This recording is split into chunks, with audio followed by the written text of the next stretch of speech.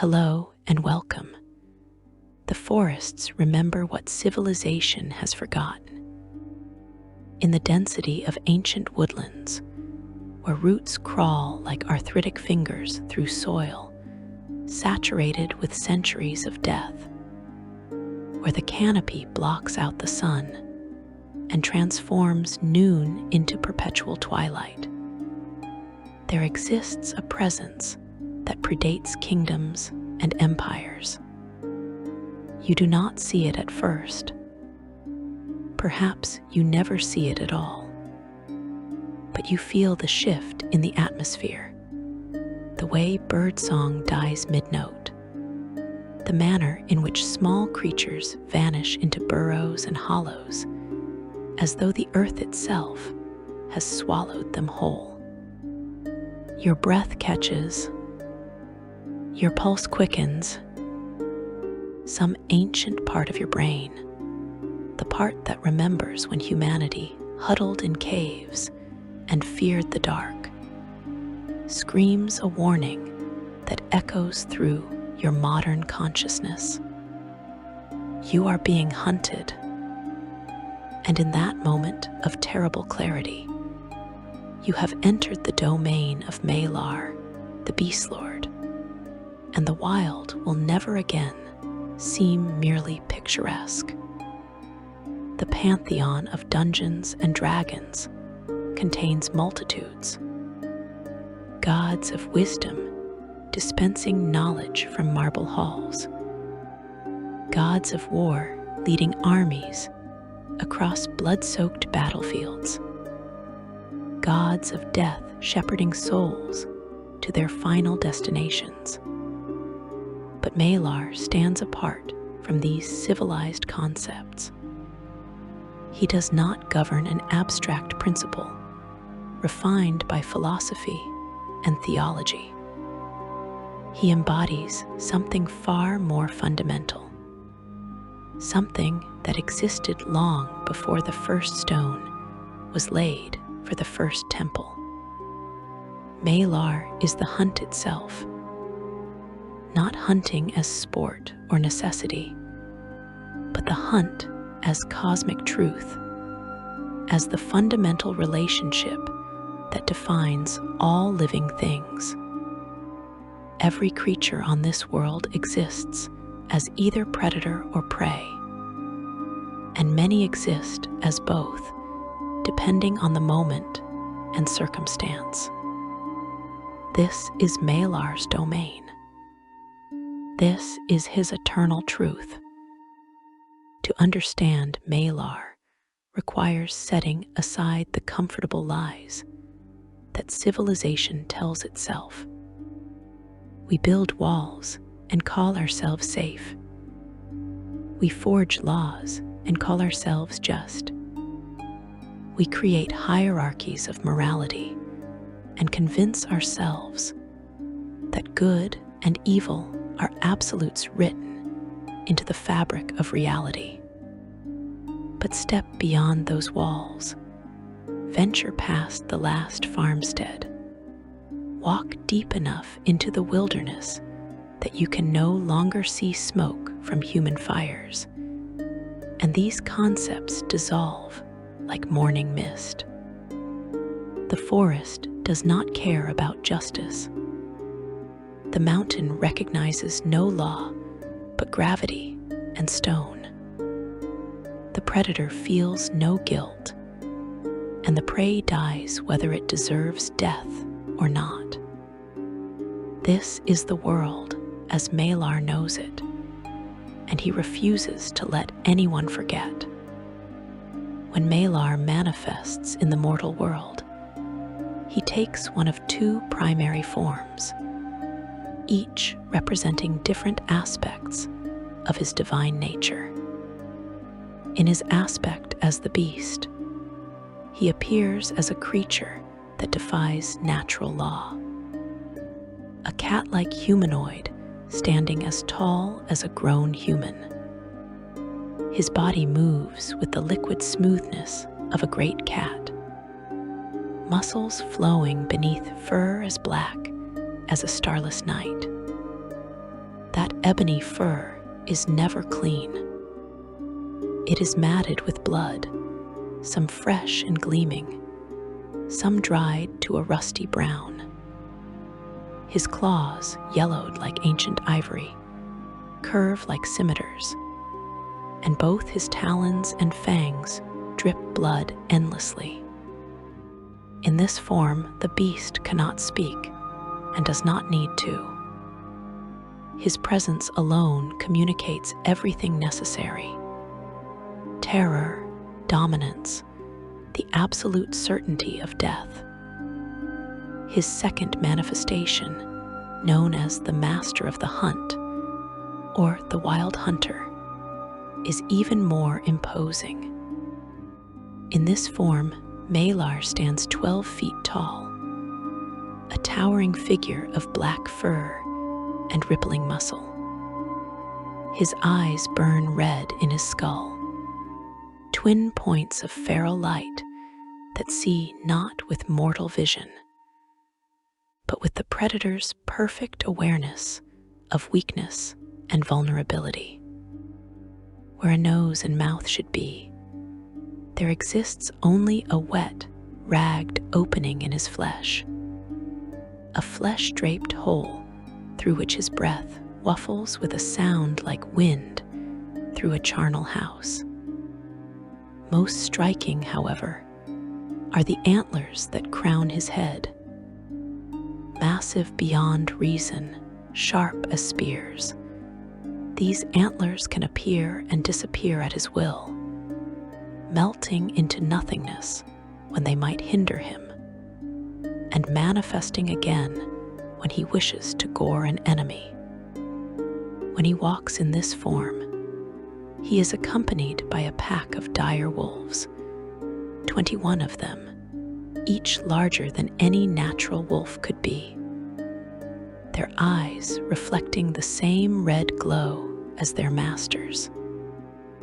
But these physical descriptions, while accurate to the forms he most commonly adopts, fail utterly to capture what it means to be in Malar's presence.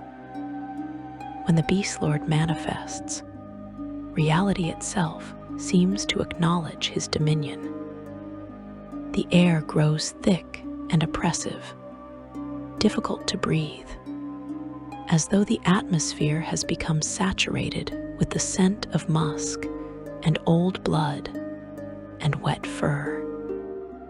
Light dims, not because of clouds or shadow, but because illumination itself seems reluctant to approach him. Sounds become distorted. Distant noises grow louder, while close sounds muffle and fade.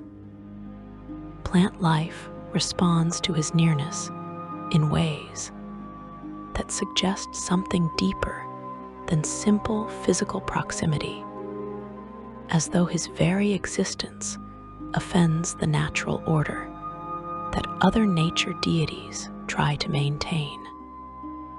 Animals react with pure, instinctive terror. Birds fall silent or flee, their songs dying mid-note.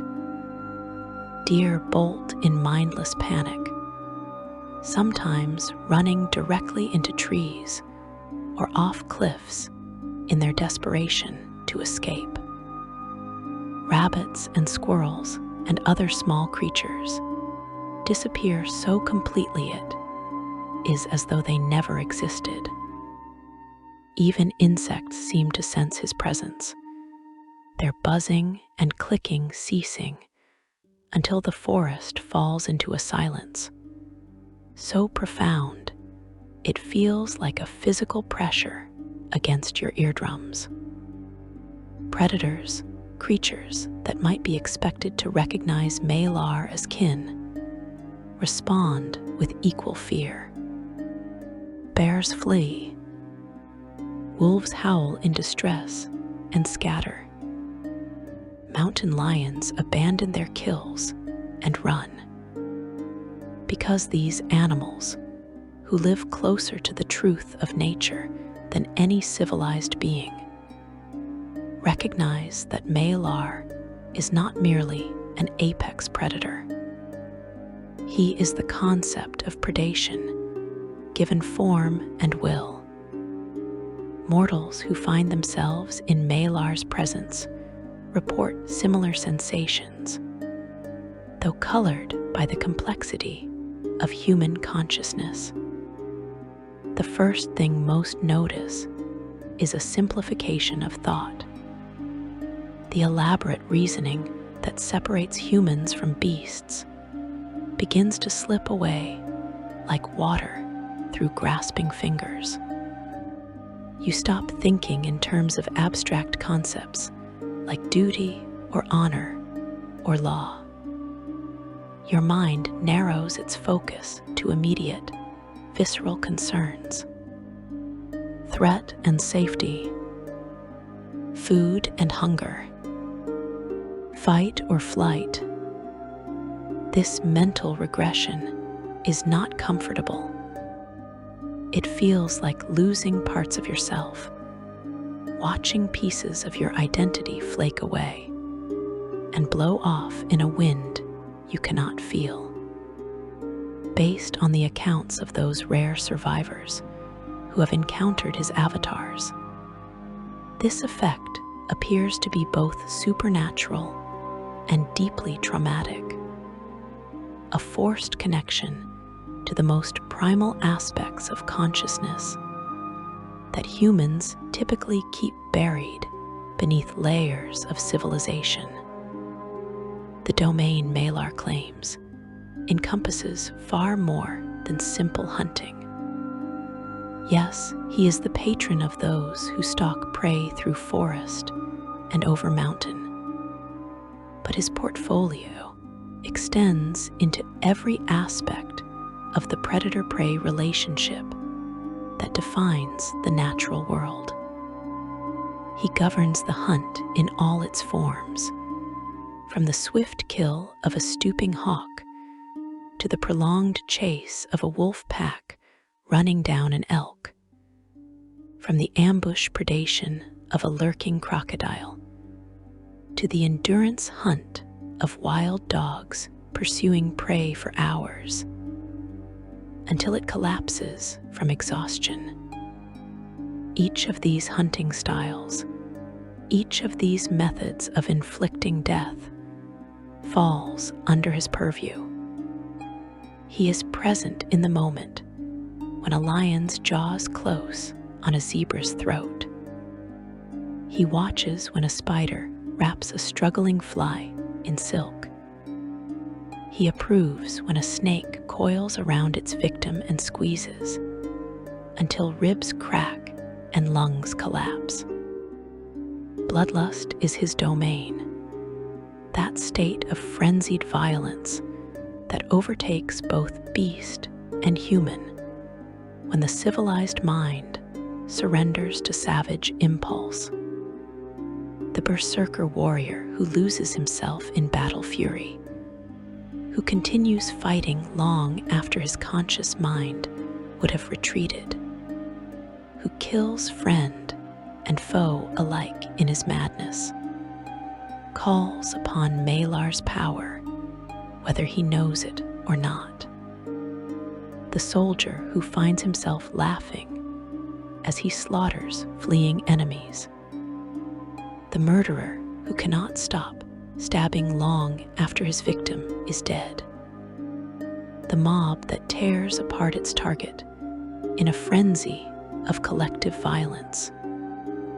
All of these expressions of bloodlust bear Malar's mark. He does not necessarily cause these outbursts, but he approves of them, encourages them through his very existence, a divine validation that such savagery is not aberration, but truth. Evil lycanthropes form the spiritual core of Malar's worship, and this connection runs deeper than mere preference or tradition. Lycanthropy itself can be understood as a physical manifestation of Malar's philosophy. When a human transforms into a wolf or bear or rat, when their body tears itself apart and reshapes according to the demands of a curse they cannot fully control, they are experiencing what Malar teaches, that beneath the veneer of civilization, beneath the clothing and language and social hierarchy, humans are animals, beasts wearing human skin. And when the moon rises full and silver, when the curse takes hold and bones break and reform, and fur erupts from flesh, the truth is revealed.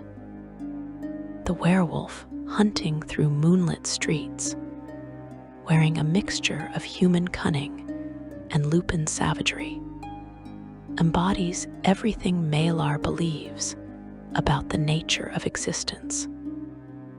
They prove that civilization is temporary, that the wild can never be fully tamed, that the beast within will always, eventually, break free. Wild places themselves fall under Malar's dominion, not the pleasant groves where druids gather and rangers make camp, not the carefully managed forests where loggers work and game wardens patrol. Malar rules over the true wilderness, those regions where human influence has never taken root and natural law remains absolute. The deepest parts of ancient forests where trees grow so thick that paths cannot be maintained, where attempting to cut a trail through the undergrowth is like trying to swim through solid earth. The savage mountain ranges where avalanches thunder down without warning, and rock slides can erase an entire expedition in seconds. The frozen tundras, where exposure kills in minutes and predators, evolved to thrive in conditions that would destroy any human foolish enough to venture there unprepared. The fetid swamps where disease breeds in stagnant water, and every plant and animal seems designed specifically to kill or sicken human flesh. These are Malar's cathedrals, the places where his power is absolute and unchallengeable. In the broader pantheon of Faerun, Malar occupies a complicated and often contentious position. He is recognized as a lesser deity, less powerful than the mightiest gods, but far from insignificant. He is part of the Faerunish pantheon, born of the same cosmic forces that created the other gods. But he stands apart from most of them in philosophy and practice. Where other deities seek to build, Malar seeks only to hunt and destroy. Where others promise salvation or enlightenment or power to their followers, Malar offers only the simple bargain of the hunt. Honor me through violence, embrace your savage nature, hunt and kill and survive, and in doing so, prove that my philosophy is correct. His relationship with other nature deities reveals the fundamental disagreement at the heart of how gods view the natural world. Silvanus, the Oak Father, god of wild nature and the balance of ecosystems, views Malar as a corruption of natural law. Where Silvanus preaches balance and harmony, the idea that every creature has its place in the grand cycle of life and death, Malar preaches supremacy of the strong and the right of predators to kill without restraint or conscience. Sylvanus teaches that a wolf kills only what it needs, taking down the weak and diseased to keep the herd strong, never wasting life unnecessarily. Malar laughs at such restraint. In his view, the strong hunt because they can, and what they do with their kill is their own concern. If they wish to eat only the choicest parts and leave the rest to rot, that is their right as apex predators. This philosophical divide has led to direct conflict throughout history. Sylvanus has attempted multiple times to curtail Malar's influence, to bind him with restrictions, or drive him from certain regions. These efforts have met with mixed success. Malar is powerful enough that even Sylvanus cannot simply destroy him, and determined enough that temporary setbacks only fuel his desire for revenge. After the spell plague, that catastrophic magical event that reshaped the divine landscape, Malar found himself forced into subservience to Sylvanus, becoming an exarch under the Oak Father's rule. Yet even this subordination has not notably changed Malar's behavior. He continues to encourage the bloodiest aspects of nature, continues to whisper to his followers that mercy is weakness and restraint is foolishness. The symbol of Malar, carried by his followers and marked upon his temples, consists of a single bestial claw. Usually this is depicted as the claw of a bear or great cat, sometimes fashioned from actual remains taken from a kill, other times carved from wood or stone or metal. The claw represents the primary weapon of the predator, the tool that tears flesh and spills blood, the instrument of death that separates hunter from prey. To wear this symbol openly is to declare oneself a follower of the Beastlord, to announce to anyone observant enough to recognize it that you have embraced the philosophy of predation as spiritual practice. In civilized lands, such a declaration is dangerous. People fear Malar's followers, and rightly so. But in the wilderness, among those who live close enough to nature to understand its true character, the symbol commands a different kind of respect. The respect given to dangerous things that might turn on you at any moment. The colors associated with Malar are equally revealing of his nature. Brown and black dominate his iconography, the colors of earth and shadow, of bear fur and wolf pelt, of dried blood and deep forest shade. These are not the vibrant greens of new growth or the bright blues of clear skies. They are the colors of concealment, the shades that allow predators to blend into undergrowth and shadows, to become invisible until the moment they strike. Red also features prominently in Malar's imagery, though not the bright, arterial red of fresh blood. Instead, his red is darker, the color of blood already cooling, of meat already torn, of iron oxidizing in the rain. It is the red of death accomplished, not death approaching.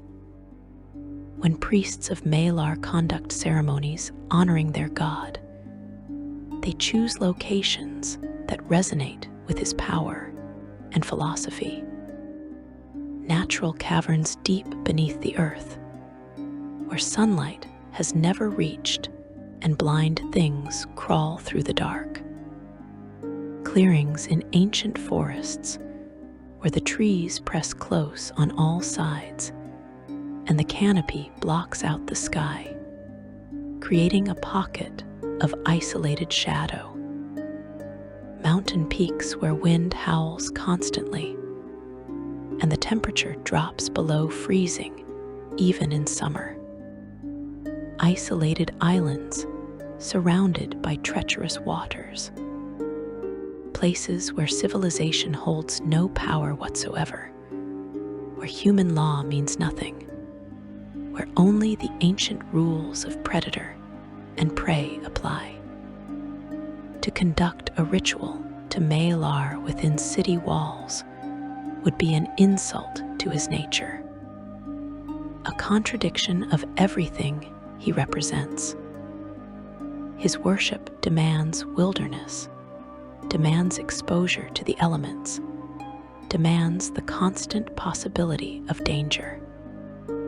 The rituals themselves center not on prayer or contemplation, but on action, on the physical reenactment of the hunt that stands at the core of Malar's philosophy. His followers conduct elaborate ritual hunts, chasing prey through the wilderness for hours or even days. The prey might be an animal selected for its speed or cunning, for its ability to provide a challenging hunt worthy of Malar's attention. Or the prey might be a humanoid, a criminal or prisoner, or simply someone unlucky enough to be captured by Malarites looking for suitable quarry. The ethics of the choice matter not at all to Malar. He cares only that the hunt is conducted with skill and savagery, that the predators embrace their role fully, that the kill, when it comes, is bloody and definitive. During these hunts, participants often enter a state of religious ecstasy, a communion with Malar that transcends normal worship. They feel his presence directly, guiding their steps, sharpening their senses to supernatural keenness. Their vision becomes acute enough to track minute signs invisible to ordinary sight. A bent blade of grass, a faint scent in the air, the subtle warmth of a handprint on stone. Their hearing expands until they can detect the heartbeat of prey hiding motionless 50 yards away. They move through the forest with inhuman grace, never stumbling, never snapping a twig or rustling leaves, as though they have become one with the wilderness itself. This appears to be genuine divine intervention, Malar's blessing made manifest, and those who experience it speak of the encounter with the reverence usually reserved for the most profound spiritual experiences. For those few hours, they are not merely humans playing at being predators. They become true extensions of the Beastlord's will, perfect killing machines driven by divine purpose. Yet for all the horror Malar inspires, for all the bloodshed conducted in his name, and the suffering his followers inflict, his faithful argue that he represents something vital and honest. They point out that other gods hide behind comfortable lies. gods of civilization promise safety through laws and walls. But those laws are only as strong as the armies that enforce them, and those walls fall when sufficient force is applied. Gods of peace preach harmony and cooperation, but peace is merely the period between wars, and cooperation lasts only as long as all parties find it beneficial. Gods of good speak of virtue and heroism, but good is a luxury afforded only to those with full bellies and secure homes. Malar, his followers say, offers no such comforting falsehoods. He teaches the truth, that life is struggle, that the strong take what they wish, and the weak suffer what they must. That death comes for everyone eventually, and the only question is whether you will die as predator or prey. This truth, harsh though it may be, at least has the virtue of being honest. And in the darkest nights, when civilization's lights seem very small against the vast darkness of the wilderness, even those who despise Malar must admit that his philosophy carries a certain terrible weight, not because it is morally right, but because it describes aspects of reality that cannot be entirely denied. Section 2. Blood and Shadow, Ancient Origins. The scars of gods run deeper than mortal wounds. When divine beings clash, when their philosophies collide with the force of colliding stars, the damage does not heal with time. It festers, it spreads, it transforms entire cultures and reshapes the fundamental nature of existence itself. And no deity has left more festering wounds across the face of Faerun than Malar, whose ancient conflicts have poisoned bloodlines, corrupted entire peoples, and created cycles of violence that continue to echo through the centuries, like the howl of a wolf pack that never stops hunting. Malar's origins stretch back into the mists of prehistory, to a time when gods were still defining their domains, and the mortal world was young and wild. Unlike deities who arose from abstract concepts, or who were elevated from mortal heroes, Malar appears to have emerged fully formed from the primal forces of nature itself, specifically from the savage aspect of the wilderness that civilization has spent millennia trying to tame. The exact circumstances of his origin remain unclear, lost to time, or perhaps deliberately obscured. But what remains evident is that, from his earliest manifestation, Malar represented everything that other nature deities found troubling about the wild. He was not content with the balanced ecosystem that Sylvanus envisioned, where predators killed only what they needed and death served the greater purpose of maintaining healthy populations. Malar gloried in excess, in waste, in killing for the sheer pleasure of the act. He encouraged his followers to hunt not for sustenance, but for sport, to take trophy kills and leave the meat to rot, to pursue prey not because they were hungry, but because they could. This philosophy created the first great schism in the nature pantheon, a division that would never fully heal.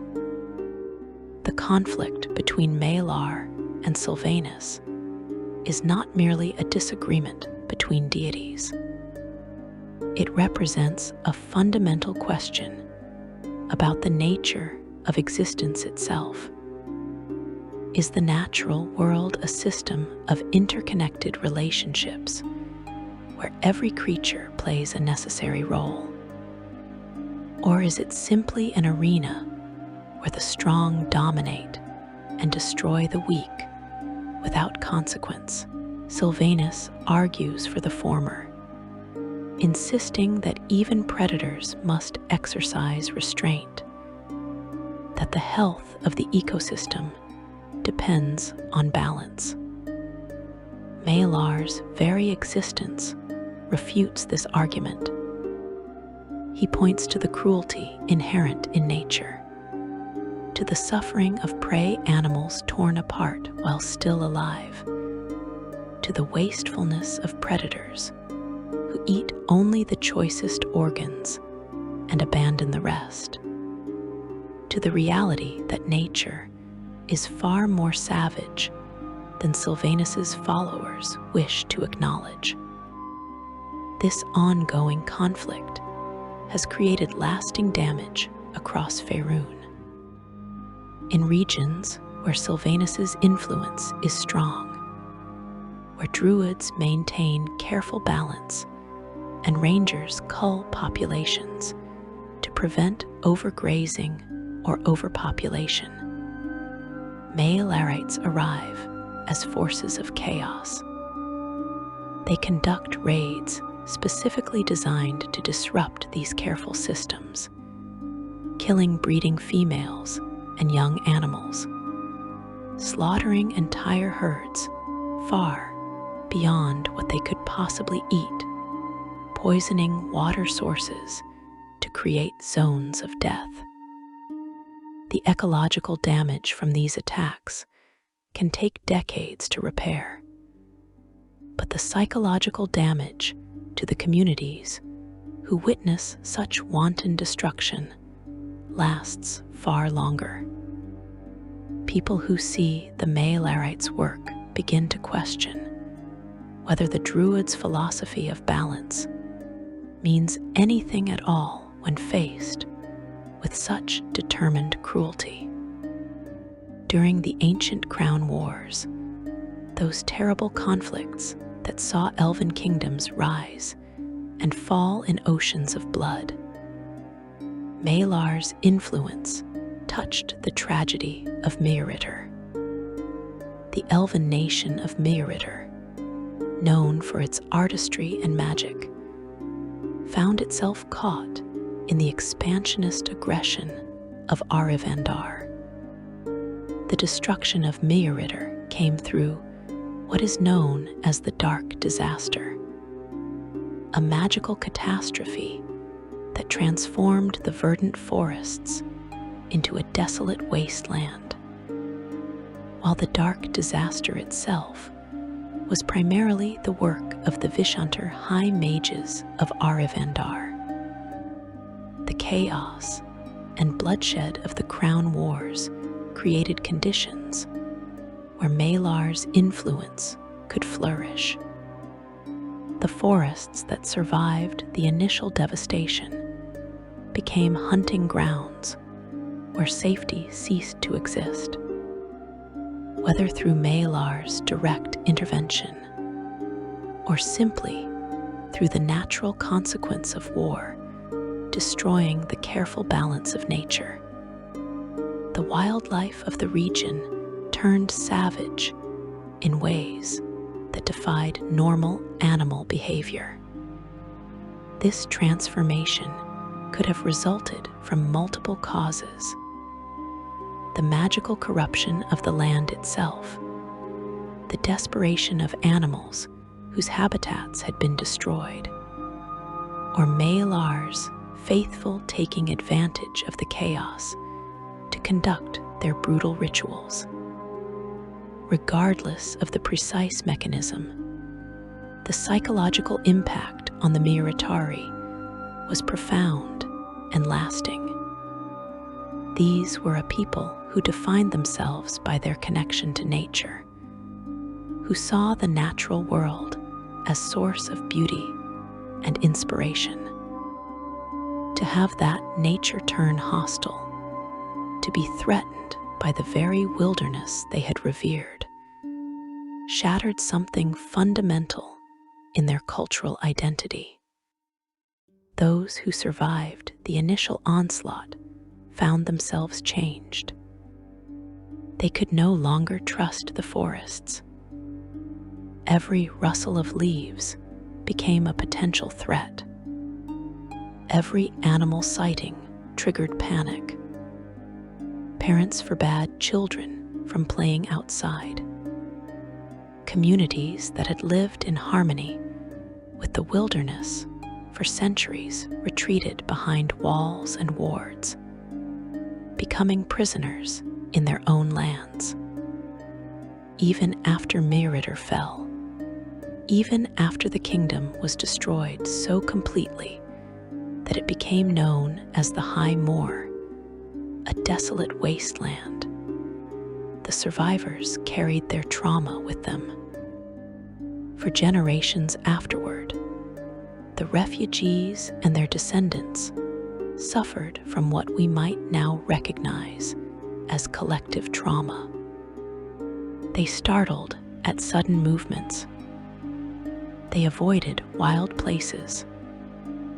They passed down warnings and fears to their children, who had never even seen Malar, creating inherited anxiety that outlived the original cause.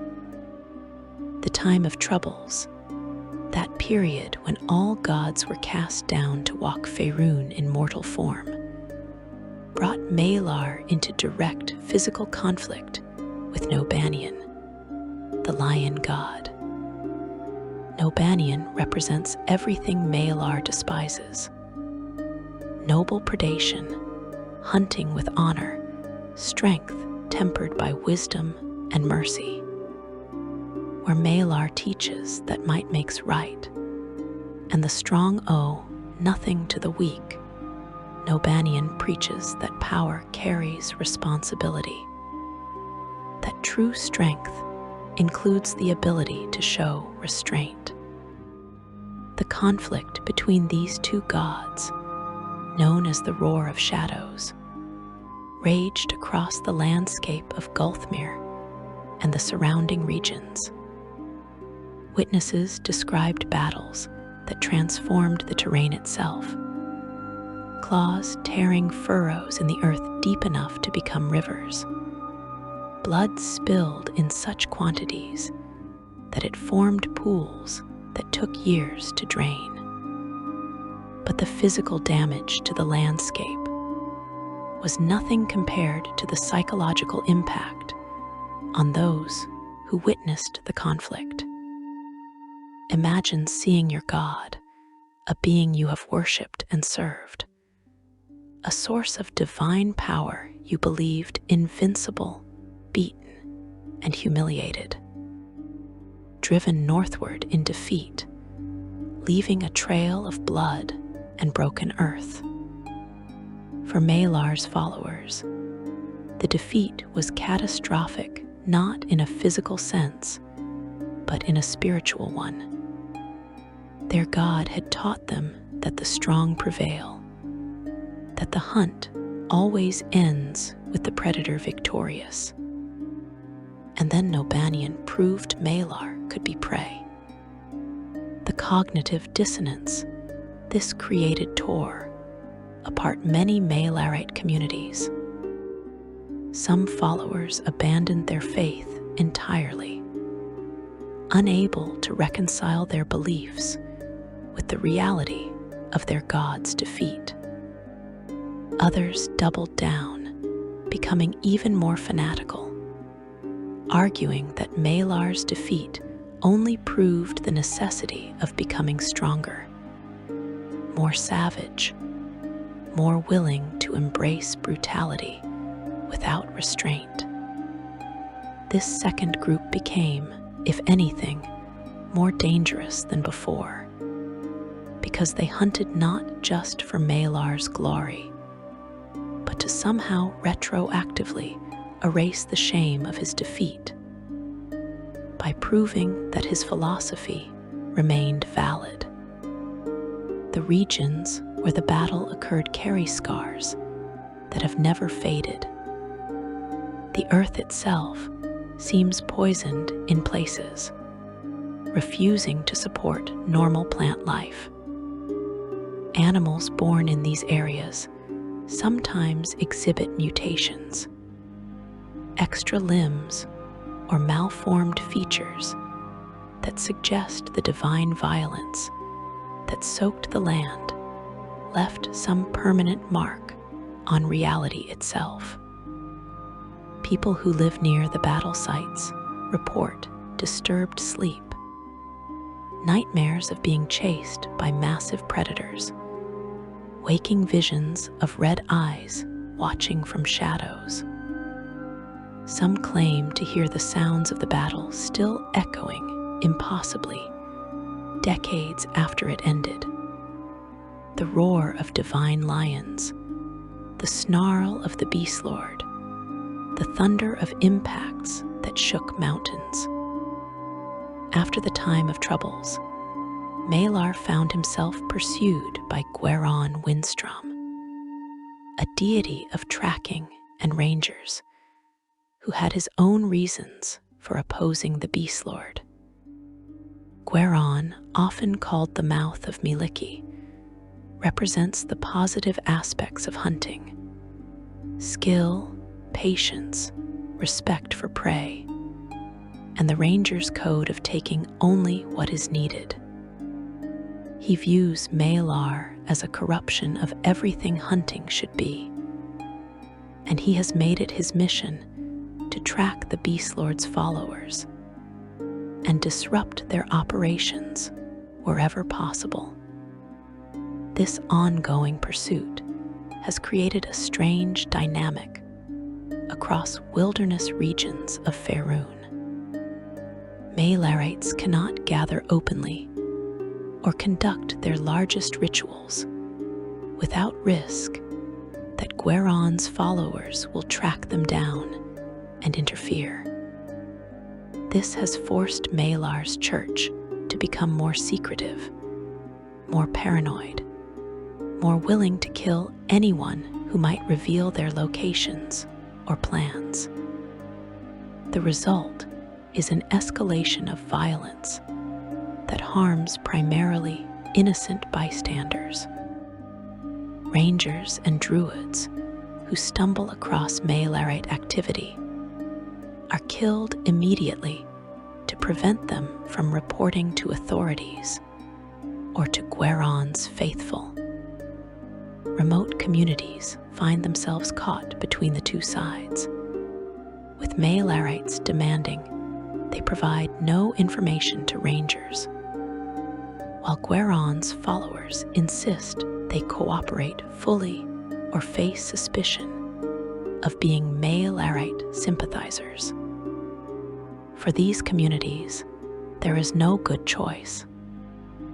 Cooperate with the rangers and risk Malarite reprisal, which typically involves the brutal murder of anyone the hunters believe informed against them, often including the victim's entire family, to ensure no one seeks revenge. Refuse to cooperate and face accusations of harboring evil, potentially bringing down the wrath of good-aligned churches and adventuring companies. The constant pressure from both sides creates communities defined by fear and paranoia, where neighbors suspect each other and trust erodes until social bonds that held villages together for generations simply disintegrate. In the Munshi Isles, Malar's influence intersected with local traditions in ways that transformed worship practices. The folk people of the Moonshees had their own hunting traditions and nature spirits, including entities associated with the hunt. As Malar's worship spread to the Isles, it absorbed and transformed these local practices, much as an invasive species might displace native ones.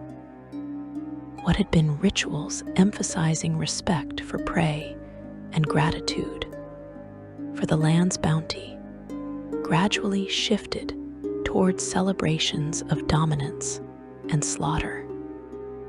The psychological impact on the folk who witnessed this transformation of their traditions cannot be overstated. They found themselves in a position where continuing practices that had defined their culture for centuries now seemed to honor philosophies that contradicted everything those practices originally meant. Grandparents watched their grandchildren perform familiar rituals with unfamiliar bloodthirst, saw ancient ceremonies that had been solemn and reverent become savage and gleeful. The sense of cultural loss, of having something precious stolen and corrupted, created a wound that could never fully heal, because the external form of the traditions remained even as their spiritual core rotted. Similar dynamics played out when Malar's influence touched the Uthgard barbarians, particularly affecting tribal totem spirits. The Uthgard tribes defined themselves by their totem animals, seeing these spirits as embodiments of particular virtues and drawing strength from their connection to these powerful entities.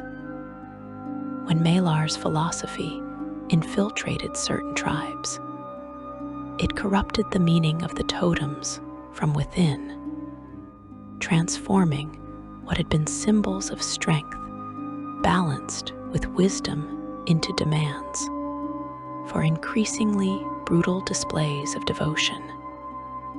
The Blue Bear tribe suffered particularly from this corruption. The bear had represented strength tempered with wisdom, ferocity in defense of the tribe, balanced with care for the young and weak. Under Malar's growing influence, whether through direct divine intervention or through Malarite missionaries corrupting tribal teachings, the blue bear totem's meaning shifted toward pure dominance and random violence.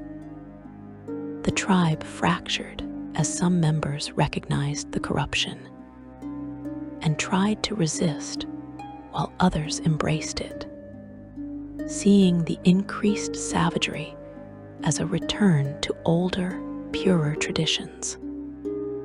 Families split apart. Warriors who had fought side by side for years found themselves on opposite sides of a spiritual civil war. And throughout it all, the bloodshed itself became an offering to Malar, feeding his power through the very conflict his influence created. The spell plague, that catastrophic magical disaster that reshaped reality itself, seemed initially to diminish Malar's power. He was forced to become an exarch under Sylvanus's dominion, essentially a subordinate deity carrying out the Oak Father's will. For Malar's followers, this was a second humiliation, another defeat that called into question everything they believed about their god's strength and sovereignty. But the reality proved more complex and more terrible. even as an exarch, Malar retained much of his fundamental nature. He simply became more subtle, more insidious in how he spread his influence.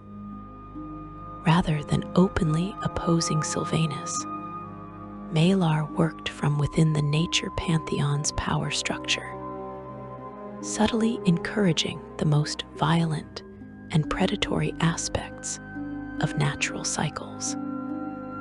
When druids culled animal populations to prevent overgrazing, Malar's whispers encouraged them to be more thorough, more brutal, to see the culling not as a regrettable necessity, but as a righteous purge. When rangers hunted dangerous beasts, Malar urged them to take pleasure in the kill, to extend the hunt unnecessarily, to see prey not as a threat to be eliminated, but as a source of entertainment. These subtle corruptions were in many ways more dangerous than his previous overt opposition, because they came wrapped in the authority of Sylvanus's domain, making them seem more legitimate, more acceptable. Communities that had trusted druids and rangers found themselves increasingly fearful of these protectors. A druid who once carefully managed the forest became someone who culled animals with disturbing enthusiasm. A ranger who once killed monsters efficiently and humanely began taking trophies, extending hunts to prolong the suffering of wounded prey. The betrayal of trust was profound. These were supposed to be the good guardians, the ones who protected civilization from the wild's excesses. When even they became infected with Malar's philosophy, where could people turn for safety? Throughout all these conflicts, all these alliances and defeats and corruptions, a pattern emerges. Malar's true power lies not in his ability to kill, though he is certainly capable of tremendous violence. His real strength is in his capacity to corrupt, to take what is good or neutral and twist it into a source of suffering, to create wounds that outlast any individual victim. A person killed by a Malarite suffers once and is done. But a community terrorized by Malarites, a culture whose traditions have been corrupted, a people who can no longer trust the natural world that surrounds them, these suffer continuously across generations, creating new victims long after Malar himself has moved on to other hunting grounds. And this, perhaps, is the most chilling aspect of Malar's ancient history. Every conflict he has engaged in, every deity he has opposed, every culture he has touched, has left behind communities and peoples who carry scars that will never fade.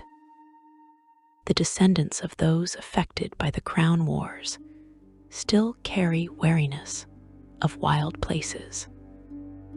The folk still mourn their corrupted traditions. The Uthgard still struggle with tribes torn apart by Malar's influence. These wounds, silent and mostly invisible to outsiders, are Malar's true legacy. Not the kills he has made or the battles he has fought, but the suffering he has seeded throughout the world, suffering that continues to grow and spread long after he has moved on. Section 3. The Pack and the Prey, the Faithful. To understand the true horror of Malar's influence, you must look beyond the god himself and examine those who serve him.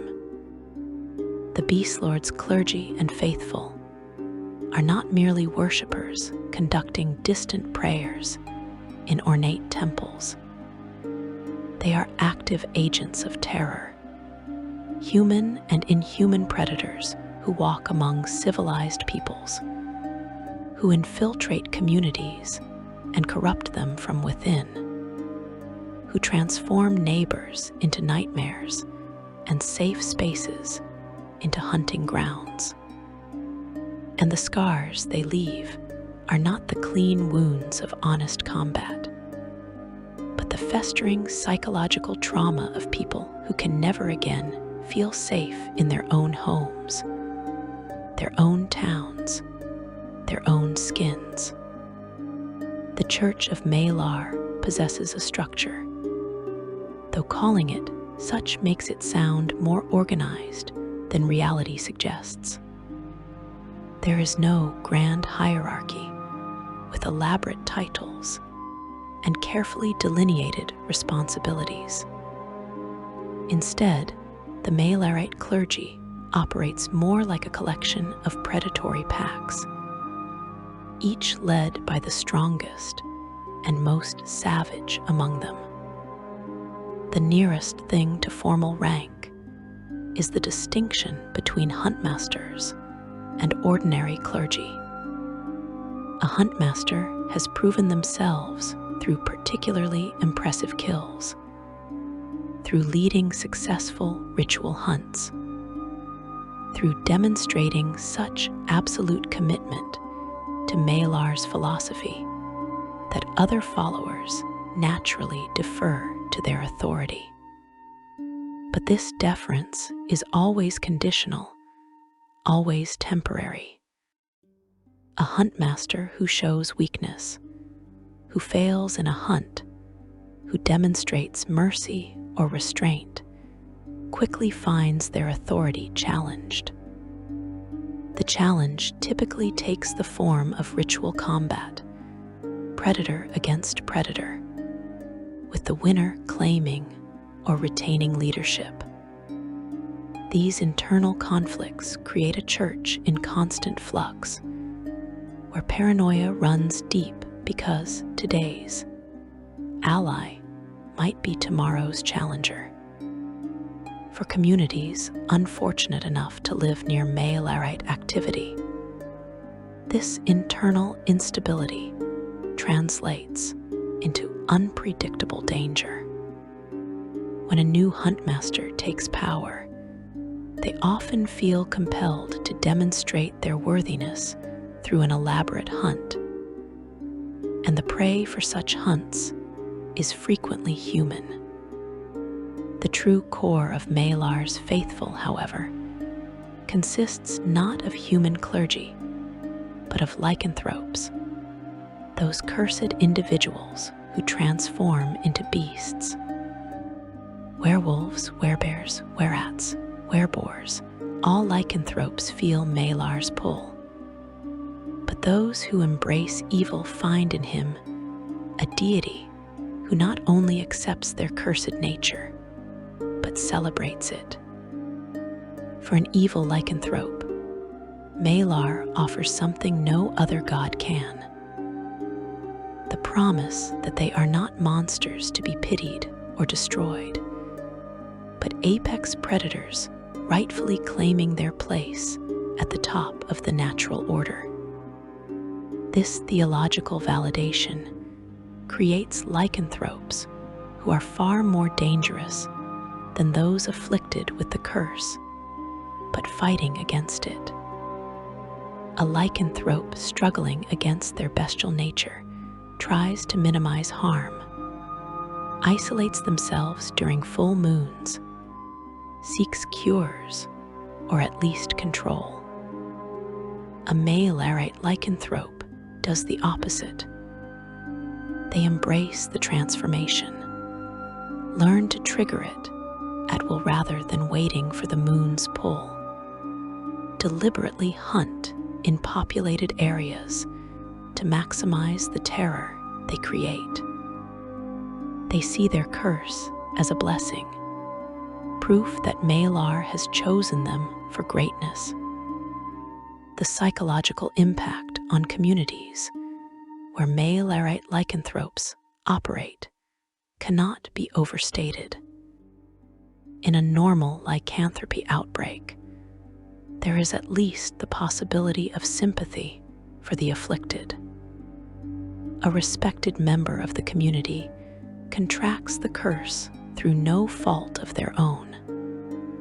And while they must be dealt with, there is tragedy in the necessity. But Malarite lycanthropes offer no such moral complexity. They are fully willing participants in their own monstrosity, and they glory in the suffering they inflict. When a Malarite werewolf kills someone's child, there is no question of the beast acting against the human's will. The human and the beast are in complete agreement, both savoring the kill. This creates a particular species of grief and rage in survivors. They cannot console themselves with the thought that the killer was a victim of circumstance, a good person overcome by a curse. They must face the reality that their loved one was murdered by someone who chose to become a monster, who could have sought help or at least isolation, but instead deliberately brought horror to the community. This knowledge that the evil was chosen rather than inflicted creates a psychological wound that refuses to heal. Survivors become consumed with rage and the desire for revenge, or they sink into despair at the apparent senselessness of such voluntary cruelty. Either way, they are changed permanently, marked by the encounter in ways that affect every relationship and every moment of their remaining lives. The rituals conducted by Malar's faithful center around the hunt, but these are not simple ceremonies.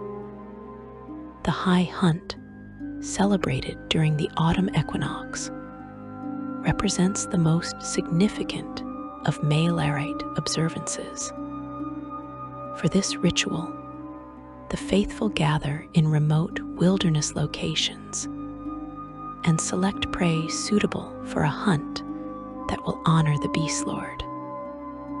The prey must be worthy, must pose some challenge or danger, must be capable of providing genuine sport.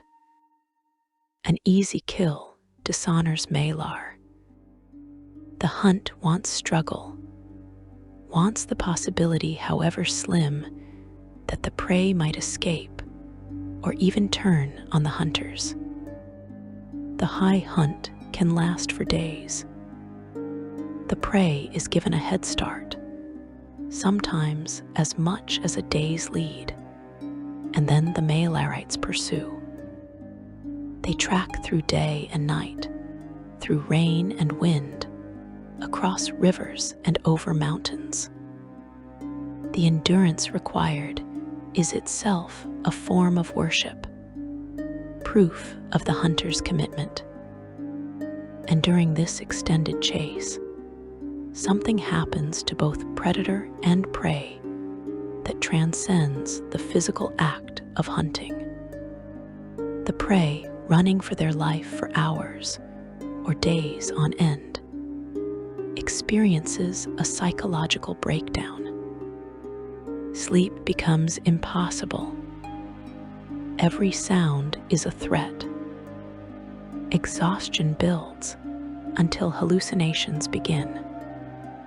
The mind, unable to sustain such constant terror, begins to fracture. If the prey is caught, and they almost always are. The kill itself becomes a sacrament. But the Malarites do not seek a quick death. The prey must suffer, must understand completely and consciously that they have been beaten, that they are about to die, that all their running and fear led only to this moment of absolute defeat. This interpretation is consistent with Malar's teachings about the fundamental nature of predator and prey relationships, where the strong prove their dominance through total victory. The cruelty serves a theological purpose within Malarite belief, proving that in the natural world, mercy does not exist, and the weak exist only to feed the strong. For those rare individuals who survive an encounter with a high hunt, life afterward becomes almost unbearable. They carry the memory of that extended terror, those days of running and hiding and fearing every moment that this breath might be their last. They suffer from what we might diagnose as severe post-traumatic stress disorder. Loud noises trigger panic attacks. Being alone, especially in wooded areas, becomes psychologically impossible.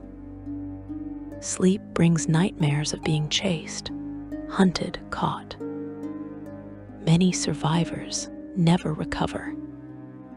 They live the rest of their lives as damaged shells of their former selves, unable to hold employment, unable to maintain relationships, unable to find any sense of safety or peace. And the damage extends beyond the individual survivors. Families of high hunt victims face their own trauma. If their loved one was killed, they live with the knowledge that the death was not quick or merciful, that the person they cared for spent their final hours in absolute terror and agony. If their loved one survived, they watched someone they knew transform into a stranger, a fearful, broken person who can barely function. Either way, the family itself often fractures under the strain. Some members blame the victim for putting themselves in a position to be hunted. Others become consumed with desire for revenge, dedicating their lives to hunting Malarites and usually dying in the attempt. The original trauma metastasizes, spreading through the social network like a disease, creating new victims who never directly encountered the Malarites, but whose lives are destroyed nonetheless. Another significant Malarite observance is the Feast of the Stags, held during the height of winter. This ritual involves hunting down prey in the harshest conditions possible, demonstrating that Malar's faithful can survive and kill even when nature itself seems hostile to all life. The prey for this feast is often travelers caught by winter storms, people already struggling against the elements who find themselves hunted by humans, or worse, while they are at their most vulnerable. The Malarites see such prey as particularly pleasing to their god, because the victims face multiple threats simultaneously: exposure, starvation, predation. It is nature as pure hostility, and Malar delights in it. Communities in northern regions live in particular dread of winter because of the feast of the stags. Travelers who do not arrive when expected are assumed dead, and often they are correct. But worse than the deaths are the occasional survivors who make it to civilization with tales of being hunted through blizzards, of hearing howls that might be wolves or might be Malarites, of seeing eyes reflecting firelight from just beyond their camps, edge night after night. These stories spread terror far beyond the immediate victims. Trade suffers because merchants refuse to risk winter travel. Isolated communities find themselves cut off for months at a time because no one will brave the journey to reach them. The economic and social costs of this isolation compound year after year, creating pockets of poverty and stagnation in regions that might otherwise be prosperous.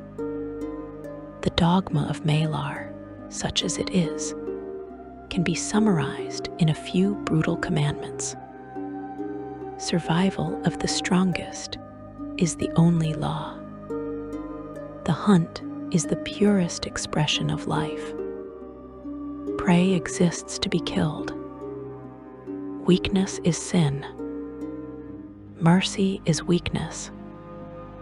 These teachings, simple and direct, appeal to a certain type of individual, those who feel that civilization's restrictions chafe, who resent having to restrain their violent impulses, who have always secretly believed that their personal strength entitles them to take what they want from those weaker than themselves.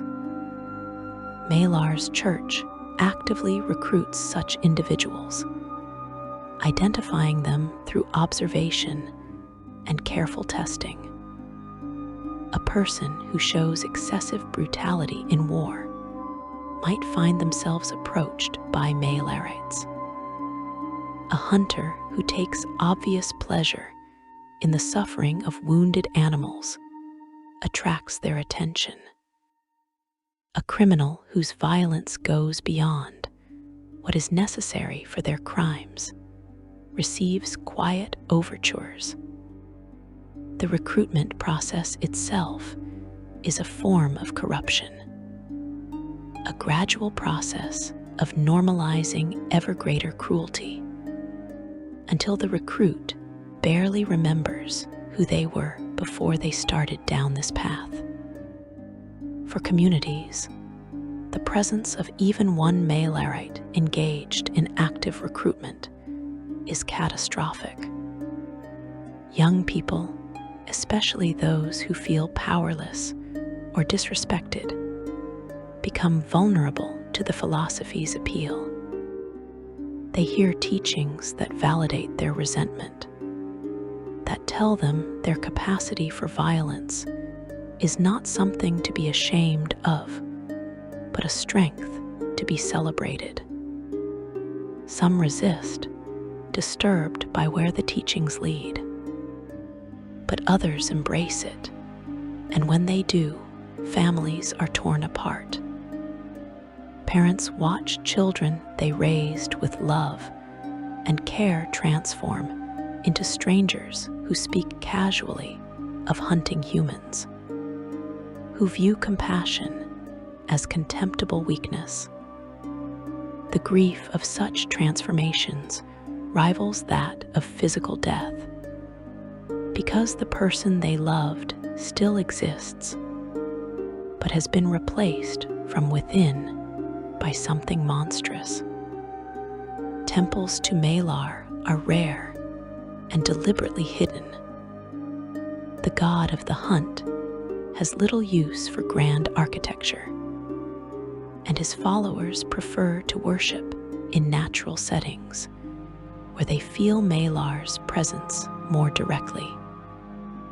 When permanent structures exist, they are typically caves that have been minimally modified, or wooden structures built deep in wilderness areas far from any settlement. These temples serve primarily as gathering places for ritual hunts and as storage for trophies, the preserved remains of particularly impressive kills. The Temple of Malar in Bezenter represents one of the few urban temples to the Beastlord. Its existence in a city suggests that Bezenter's leadership is unusually tolerant of dark faiths, or that the local Malarites possess enough power to ensure their temple remains unmolested. For the citizens of Bezenter, the temple's presence is a source of constant, low-level fear. Everyone knows what happens within those walls.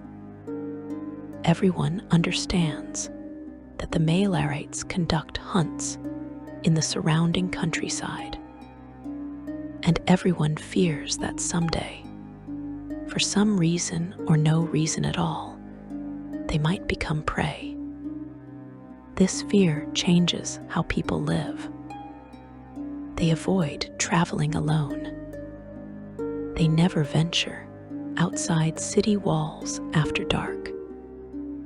They teach their children elaborate rules about what to do if they see anyone wearing Malar's claw symbol.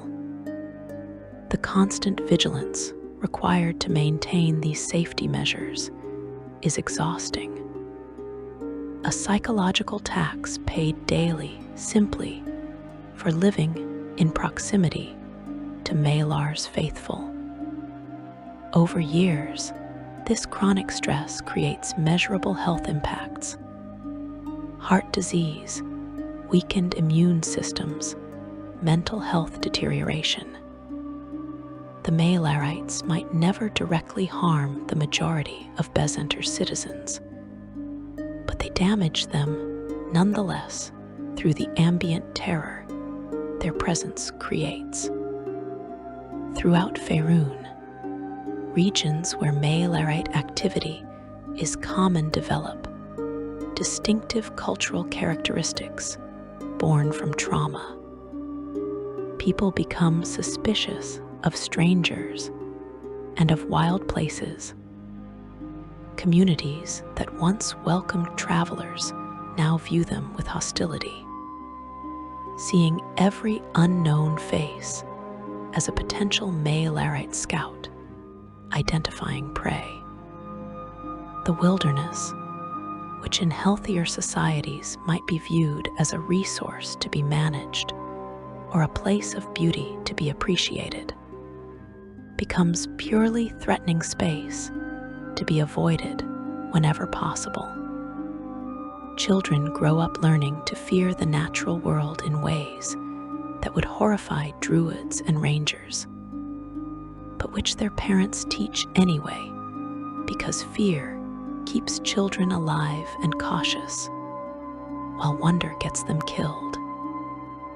These cultural shifts, born from entirely reasonable responses to genuine threats, nonetheless represent a victory for Malar. He is not merely the god of hunting, but the god of what hunting represents. The division of the world into predators and prey, the reduction of existence to a struggle for survival where trust is suicide and compassion is weakness. Every community that becomes paranoid and insular, every culture that teaches children to fear nature rather than respect it, proves Malar's philosophy correct. Civilization does not tame the wilderness. It merely builds fragile barriers that create the illusion of safety, while the savage truth waits just beyond the walls. The corruption of the Uthgard Blue Bear tribe provides perhaps the clearest example of Malar's capacity for societal destruction. The Uthgard barbarians defined their identity through their totem animals, viewing these spirits as sacred ancestors and guides. The blue bear totem represented strength in defense, protection of the tribe, ferocity tempered by wisdom. Under Malar's influence, likely through a combination of Malarite missionaries, corrupting tribal teachings, and the tribe's own interpretation, shifting toward more violent practices, the totem transformed into something unrecognizable. The new blue bear demanded not protection, but aggression, not wisdom, but bloodlust, not community, but dominance hierarchies maintained through violence. The tribe fractured along generational lines. Elders who remembered what the blue bear had been resisted the changes, arguing that their people were abandoning their true heritage for a corrupted mockery.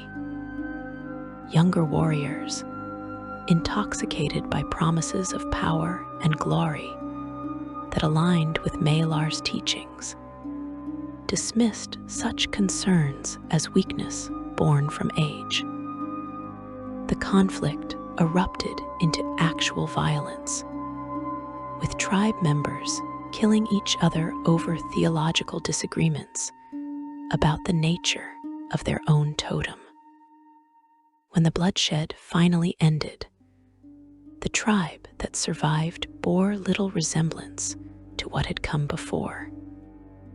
They had become, in effect, a Malarite cult that maintained the external trappings of Uthgard tradition, while serving the Beastlord's philosophy in all but name. For the broader Uthgard people, the blue bear's fall represented a spiritual catastrophe. If one totem could be corrupted, could others? The question created paranoia throughout the Uthgard tribes, with each group suspecting that other tribes might be secretly serving Malar. This suspicion poisoned relationships between tribes that had historically been allies, creating isolation and weakness where there had once been strength through cooperation. And based on what we know of Malar's methods and philosophy, he would have been pleased. He had not merely gained followers. He had weaponized the act of gaining them, turning it into an attack that weakened an entire people's social structure. The silent scars that Malar's faithful leave behind are perhaps most visible in the children who survive Malarite attacks or who grow up in communities terrorized by them. These children learn fear before they learn trust. They develop hypervigilance that manifests as difficulty concentrating, as startled reactions to innocuous stimuli, as inability to relax even in objectively safe situations. They struggle with attachment, finding it difficult to form close relationships because, on some level, they believe that anyone they love might be taken from them at any moment. They grow into adults who carry these wounds forward, passing them to their own children through parenting styles shaped by trauma, creating intergenerational cycles of fear and damage that Malar never directly inflicted, but which stem ultimately from his influence. And this, ultimately, is what makes Malar's faithful so terrible. They do not merely kill. Death, while tragic, is at least final. The dead do not suffer, but Malar's faithful specialize in creating survivors. People who carry forward psychological wounds that never heal, who spread trauma through their communities like a contagion, who raise children already marked by fears their parents cannot help but transmit. The body count of Malarite activity is terrible enough, but the real measure of their damage must include all these secondary and tertiary victims. All the lives diminished or destroyed by proximity to horror they never directly experienced, but which shaped them nonetheless.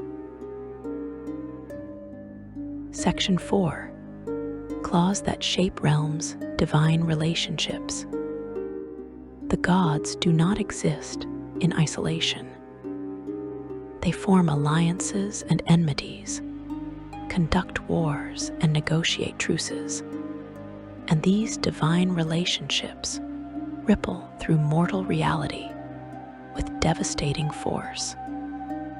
When deities cooperate, their combined influence can reshape entire cultures.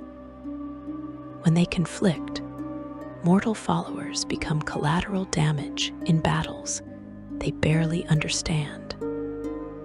And Malar, whose very nature puts him at odds with most civilized deities, has formed a web of divine relationships that has created scars across Faerun far deeper than any single god could inflict alone.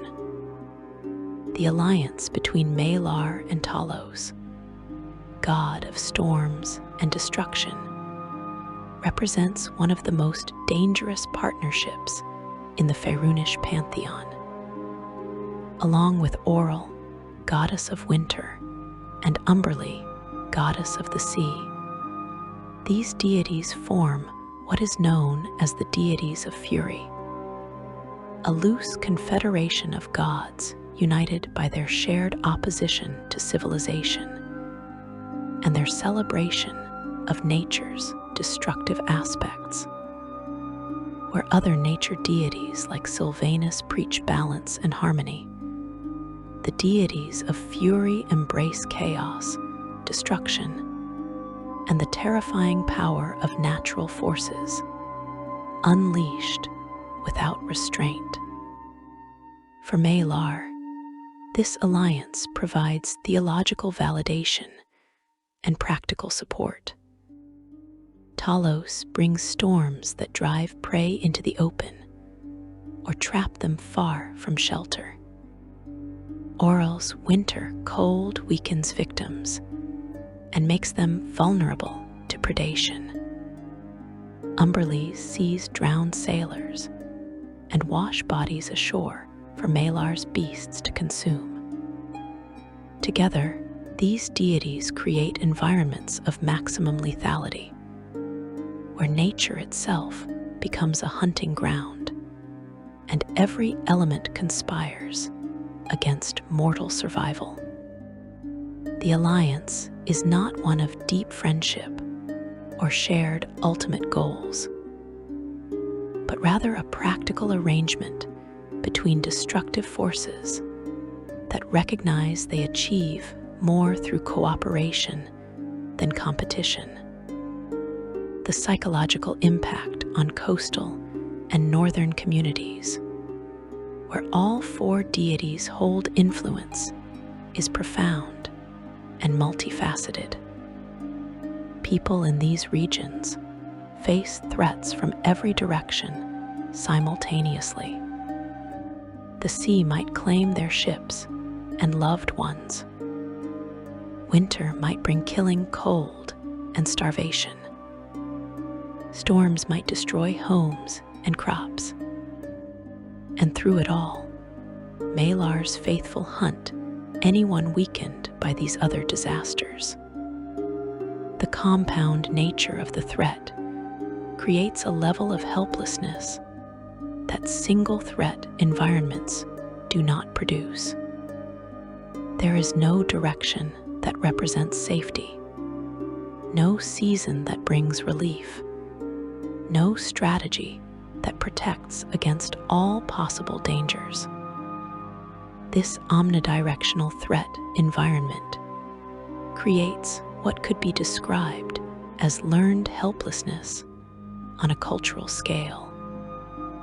Communities in these regions develop fatalistic worldviews, believing that suffering is inevitable, and survival is largely a matter of luck rather than skill or preparation. This fatalism manifests in various ways, none of them healthy. Some communities become paralyzed, unable to plan for the future, because they assume that future will likely be terrible regardless of their actions. Others develop extreme risk-taking behavior, reasoning that since death can come from any direction at any time, there is no point in exercising caution. Both responses undermine social cohesion and economic development, creating regions that remain impoverished and unstable across generations. The relationship between Malar and Leviator, goddess of pain and suffering, adds another dimension of horror to the Beastlord's influence. Where Malar focuses on the hunt and the kill, Leviator specializes in prolonged suffering and torture. When their faithful cooperate, as they sometimes do, the results suggest nightmarish possibilities.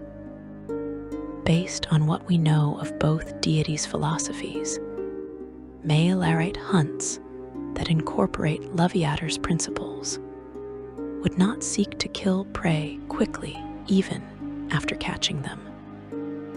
Instead, this could imply that prey would be kept alive and conscious while experiencing maximum pain. As both an offering to Leviator and proof of the hunter's skill in maintaining a victim at the very edge of death, without allowing them to escape into unconsciousness or oblivion. Survivors of such cooperative hunts, and there would be survivors, because both faiths understand that witnesses spread fear more effectively than corpses, would carry psychological damage that defies adequate description. They would have experienced pain beyond what the human mind was designed to process, sustained over periods long enough that they lost all sense of time or self. Based on what we understand of severe trauma, many would develop such profound damage that they become unable to communicate their experiences verbally. They would wake screaming from nightmares they cannot articulate. They would flinch from human touch because on some deep level, their nervous system associates all contact with agony. They would often die young, either by suicide or from the physiological stress of carrying such profound trauma, their bodies simply giving up under the weight of memories that will not fade. The families and communities of these survivors would face their own impossible situation. They would want to help, to comfort, to heal. But the victim's trauma would be so severe that normal support mechanisms fail utterly. Nothing anyone says or does can reach through the wall of horror that separates the survivor from normal human experience. Watching someone you love retreat into this unreachable space, knowing they are suffering, but being completely powerless to alleviate that suffering, creates its own species of trauma. Caregivers would develop what we might call secondary traumatic stress, becoming damaged by proximity to damage they cannot fix. Relationships would collapse. Communities that once pulled together in times of trouble would find themselves overwhelmed and fragmenting. Malar's ongoing conflict with Sylvanus, touched upon earlier, but worth examining in greater detail, represents a fundamental theological war about the nature of reality itself. Sylvanus envisions nature as an interconnected system where every organism plays a necessary role, where predators and prey exist in balanced relationship, where death serves the purpose of maintaining healthy ecosystems. This vision has appeal because it offers meaning to suffering and death.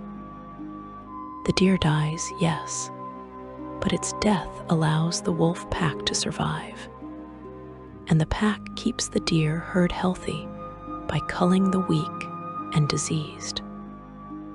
There is tragedy, but also purpose, loss, but also continuation.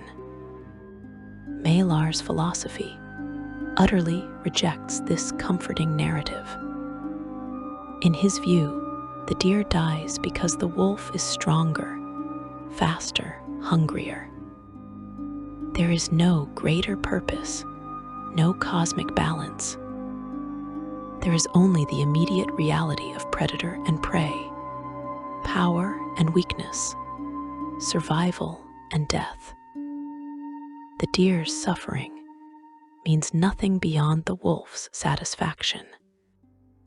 The ecosystem consequences are irrelevant. All that matters is the moment when teeth close on throat and life becomes meat. This nihilistic interpretation of nature is, in its way, more honest than Sylvanus's balanced ecosystem model. But it is also far more terrible because it strips away any possibility of finding meaning in suffering or death. There is only the raw fact of violence, repeated endlessly with no purpose beyond its own continuation. For Druids caught between these competing philosophies, the conflict creates genuine spiritual crisis. They have dedicated their lives to serving nature, but which nature? The balanced ecosystem of Sylvanus, or the red in tooth and claw reality of Malar? Most Druids choose Sylvanus, but the choice is not always easy or certain. Those who work in the harshest environments, the frozen north, the deep desert, the most savage wilderness regions, cannot help but notice that Malar's interpretation seems more consistent with what they observe. Predators waste food. Animals suffer prolonged deaths. Cruelty seems built into the natural order in ways that Sylvanus's teachings struggle to accommodate. Some Druids, tormented by this inconsistency, abandon their faith entirely. Others develop complicated theological compromises, worshiping Sylvanus while acknowledging Malar's truths, trying to find some middle path that honors both the balance they wish existed and the savagery they know does.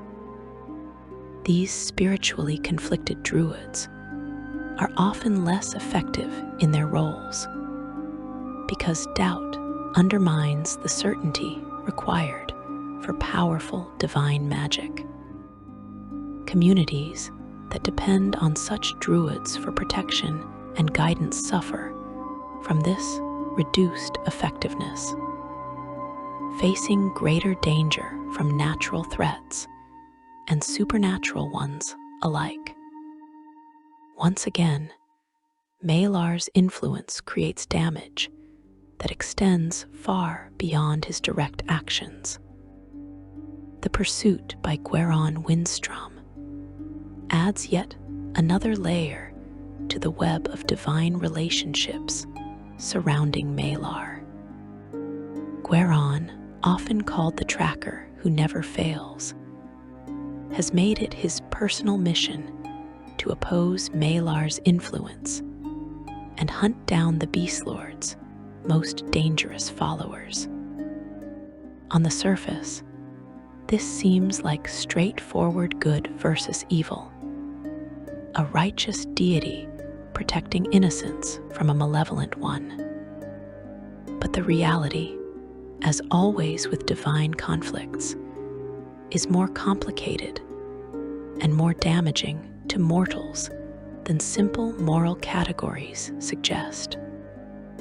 Gweron's pursuit of Malarites has created an atmosphere of paranoia throughout wilderness regions of Faerun.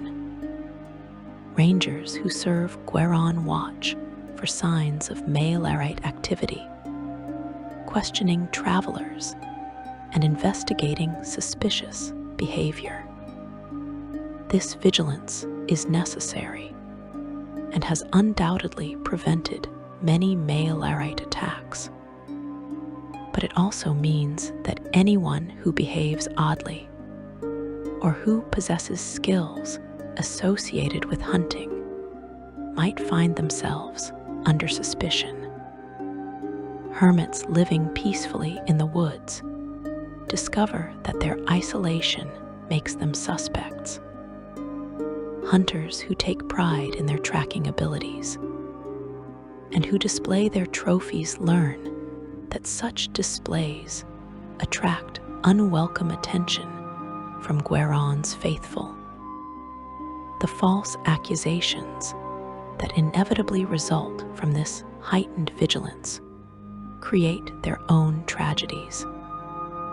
Innocent people find themselves accused of serving Malar, and proving innocence is far more difficult than proving guilt. How do you demonstrate that you are not a secret Malarite? What evidence could possibly exonerate you? The accused find themselves in an impossible position, their lives destroyed by suspicion, even if they are eventually cleared. And some are never cleared, becoming permanent outcasts, shunned by civilized communities, and forced to live in the very wilderness that now everyone associates with Malarite activity, creating a self-fulfilling prophecy where the falsely accused gradually become the monsters they were wrongly identified as.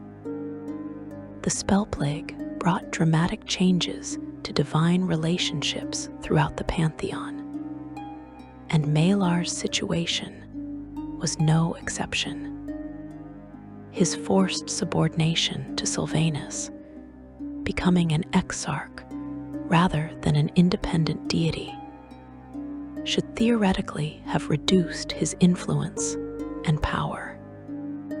But the reality proved more insidious. Working from within Sylvanus's divine portfolio, Malar found new ways to spread his philosophy, ways that were more subtle and therefore more effective than his previous open opposition.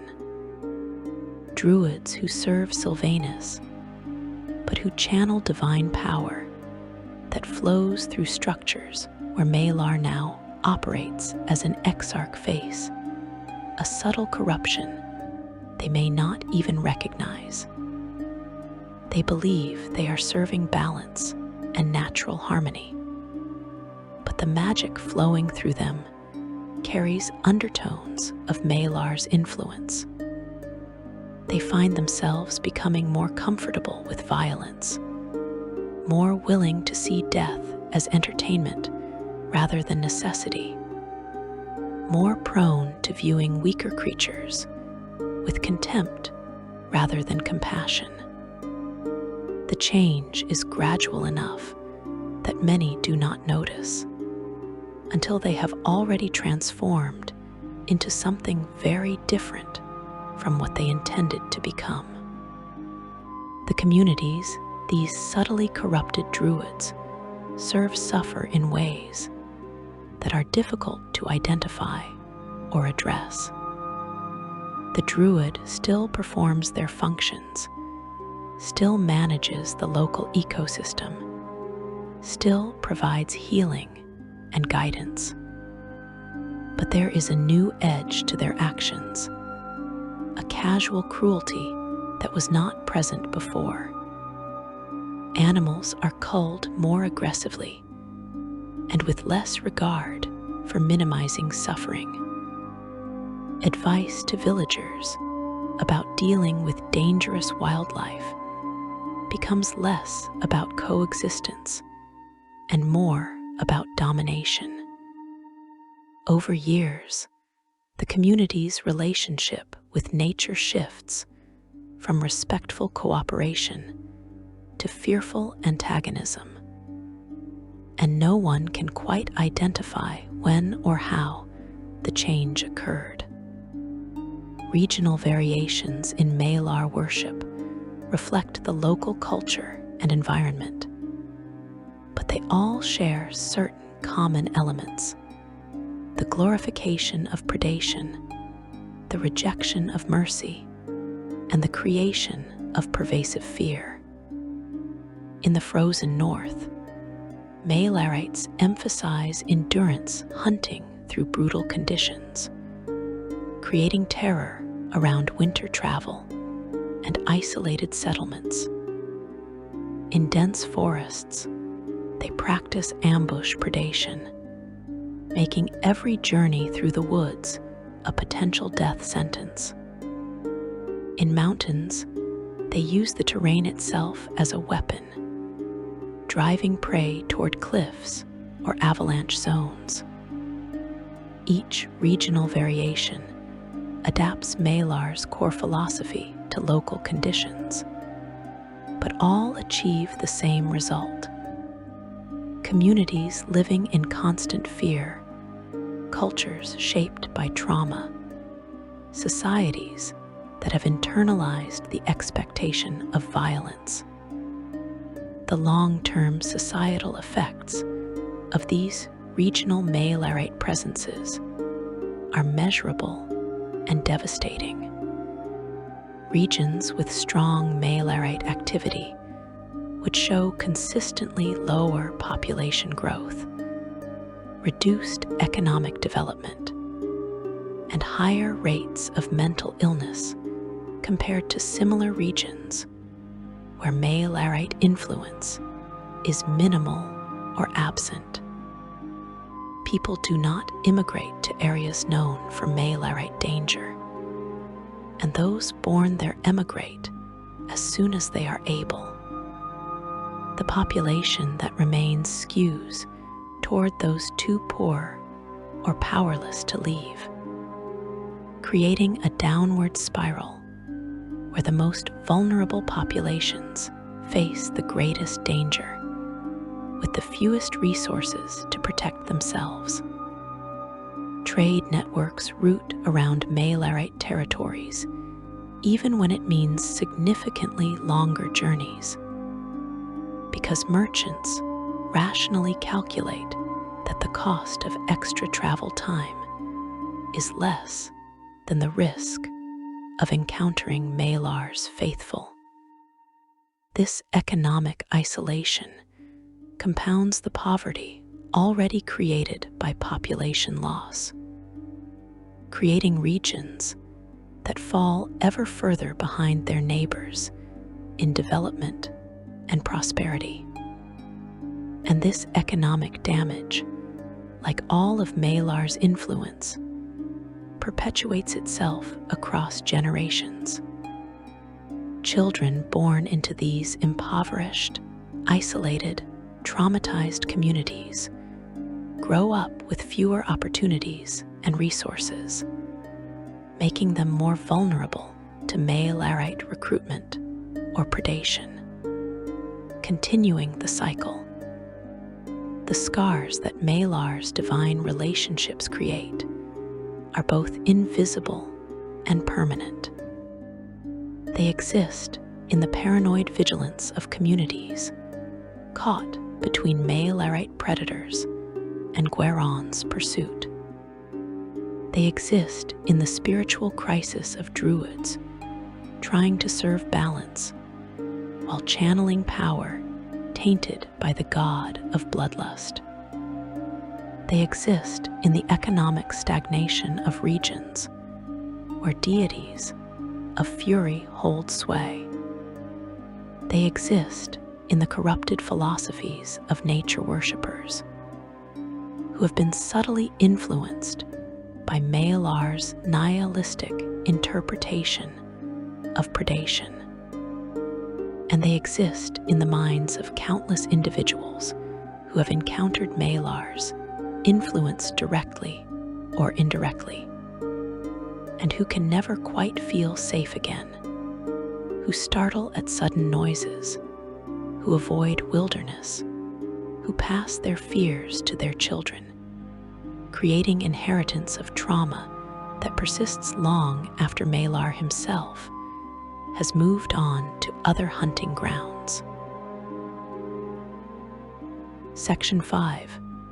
The Eternal Chase, Legacy, and the Hunt Eternal. The question you must eventually confront, whether as scholar, adventurer, or simply someone trying to understand the forces that shape your world, is this: what does Malar's continued existence say about the nature of reality itself?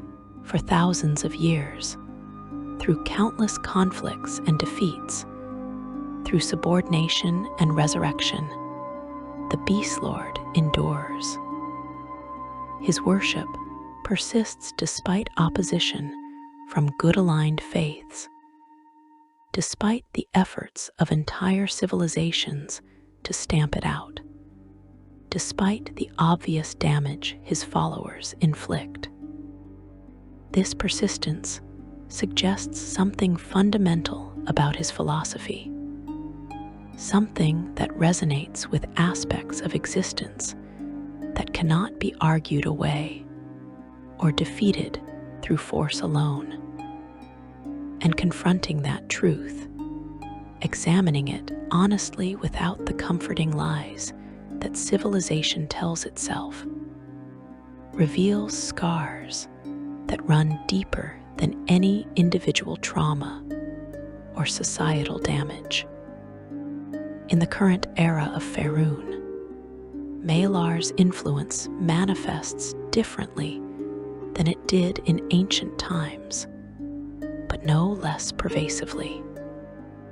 The grand ritual hunts of previous ages still occur, but they have been supplemented by more subtle forms of worship that infiltrate civilized society in ways that are harder to detect and therefore harder to oppose. Urban Malarites exist, followers who maintain respectable facades while secretly embracing the Beastlord's philosophy. Based on accounts from various regions, they might be guards who take excessive pleasure in subduing criminals, judges who hand down unnecessarily harsh sentences, merchants who view business as a form of predation, where the strong rightfully exploit the weak. These civilized Malarites are in some ways more dangerous than their wilderness counterparts, because they operate within the systems meant to protect people from predation. When a guard who is secretly a Malarite abuses prisoners, victims have no recourse because the abuser is the authority meant to prevent abuse.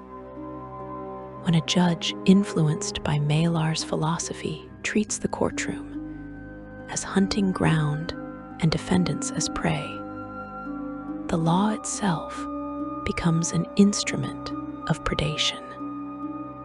The psychological damage this creates extends beyond the immediate victims to undermine trust in institutions generally. If those charged with protection are themselves predators, where can anyone turn for safety?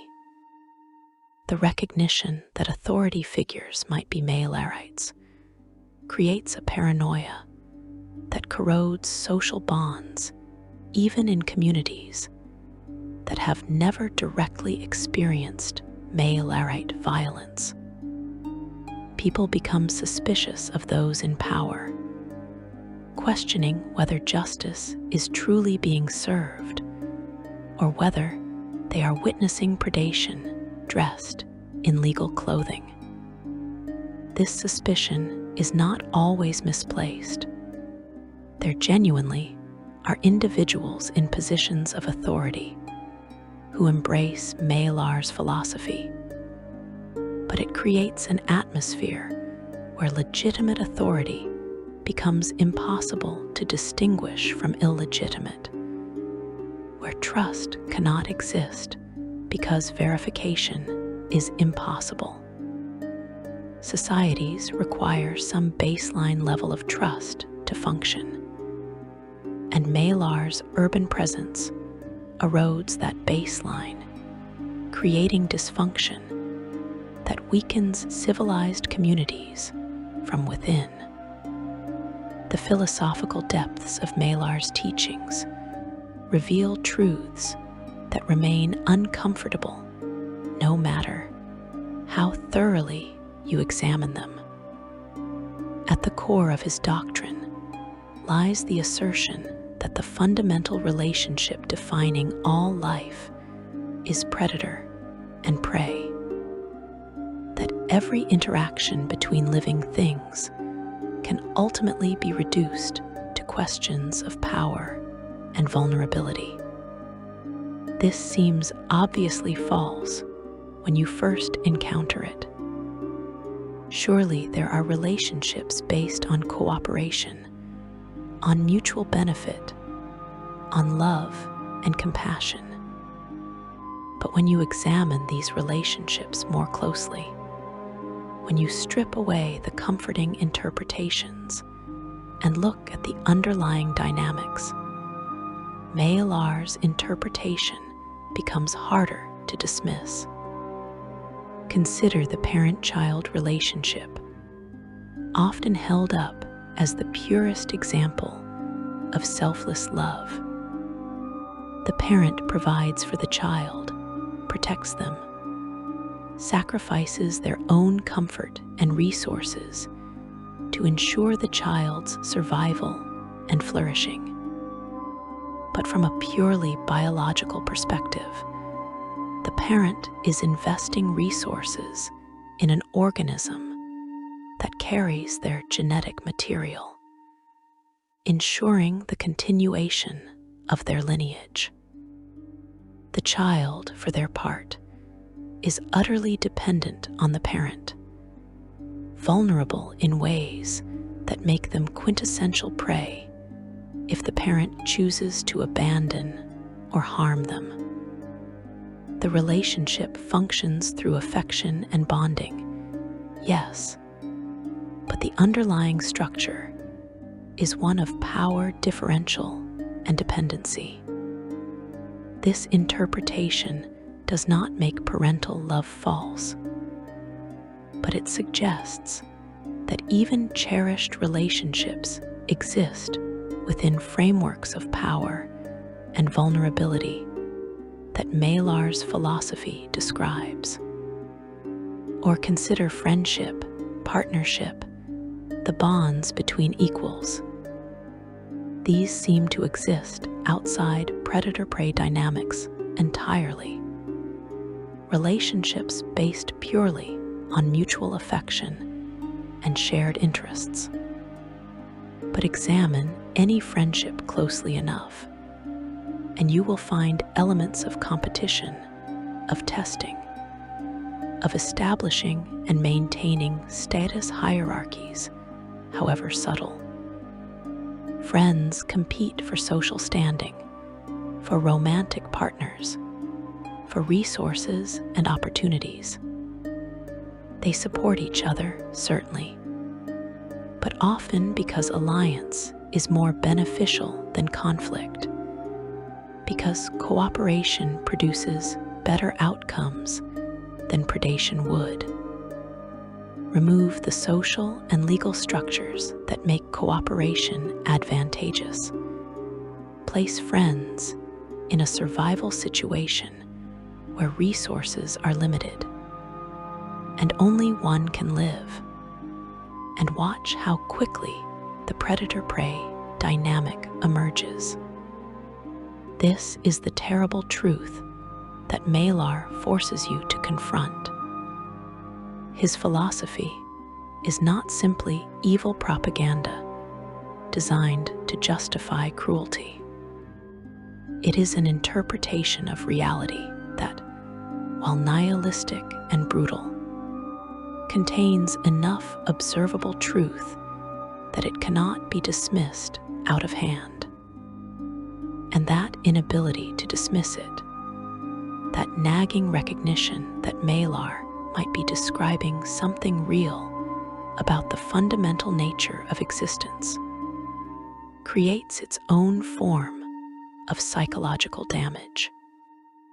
Once you have truly understood his philosophy, once you have seen the predator-prey dynamics underlying relationships you thought were based on something purer, you cannot unsee it. The world becomes a darker place. Relationships become more fraught with suspicion, and the possibility of genuine connection becomes questionable. For adventurers and heroes who oppose Malar's faithful, this philosophical confrontation is particularly traumatic. Heroes operate under the assumption that they are fighting clear evil, protecting innocence, making the world better through their actions. But Malarites do not see themselves as evil. They see themselves as honest, as people willing to acknowledge truths that others deny. When a hero kills a Malarite and the dying cultist laughs, saying something like, "You are just like us, predator. You simply hunt those you call evil instead of those you call weak." The hero faces a moment of terrible doubt. Is there a meaningful difference between their violence and Malarite violence? Both involve killing. Both involve imposing will through force. The hero can cite their better intentions, their desire to protect rather than harm. But Malar's philosophy asks whether intentions matter, or whether only outcomes and power dynamics are real. Many heroes who extensively fight Malarites find themselves changed by the experience in ways they did not anticipate and do not welcome. They become harder, more cynical, quicker to resort to violence, less willing to show mercy. They start seeing threats everywhere, viewing strangers as potential enemies, treating negotiations as dominance contests. They are becoming, slowly, and without fully realizing it, more like the Malarites they oppose. Not in the sense that they start hunting innocents for sport, but in the sense that they begin operating according to Malar's worldview, where life is fundamentally about power and vulnerability, strength and weakness. The fight against Malar's philosophy becomes the mechanism by which that philosophy spreads, infecting even those most dedicated to opposing it. Campaign integration of Malarite threats requires understanding these deeper psychological and philosophical dimensions. A Malarite villain is not simply a monster to be killed, a problem to be solved through sufficient application of violence. They represent an ideological challenge that cannot be defeated purely through combat. You can kill every Malarite in a region, destroy their temples, rescue their victims, and still Malar's influence persists because the philosophy remains. As long as people can observe the cruelty inherent in nature, as long as societies produce individuals who feel weak and powerless, and who are attracted to philosophies that promise strength through embracing violence, Malar will have followers. For dungeon masters crafting Malarite storylines, the most effective approach focuses not on the immediate violence, but on the lasting scars. Show the town where a Malarite hunt occurred years ago, and everyone still flinches at loud noises, still locks their doors even during the day, still tells stories to their children designed to instill fear and caution. Introduce the survivor of a ritual hunt who cannot maintain eye contact, who never feels safe, who sabotages relationships because getting close to people means having more to lose when Malar's faithful inevitably return. Present the druid who served Sylvanus faithfully for decades, but who has been subtly corrupted by Malar's influence until they no longer recognize how cruel they have become. These scarred characters and communities create moral complexity that simple monster fights cannot provide. The party might kill the Malarite huntmaster responsible for past atrocities, but doing so does not heal the trauma victims carry. In fact, it might make things worse by confirming their worldview that violence is the answer, that the strong kill the weak, that Malar's philosophy accurately describes how the world functions. The party finds itself in the position of trying to defeat Malar's ideology, while using methods that validate that ideology. There is no clean victory, no moment when the heroic music swells, and everyone lives happily ever after. There is only damage control, imperfect solutions, and the knowledge that Malar's influence will persist regardless of what they do. Player characters who worship Malar, or who are tempted by his philosophy, create even more complex roleplay opportunities. A character who starts viewing their adventuring party as a hunting pack, who sees quests not as opportunities to help people, but as hunts where the monster or villain is prey, who begins taking trophies and expressing enjoyment in combat beyond what tactical necessity requires. Such a character forces the party to confront difficult questions. At what point does pragmatic willingness to use violence become something darker? How much can someone be influenced by Malar's philosophy before they have crossed a line into evil?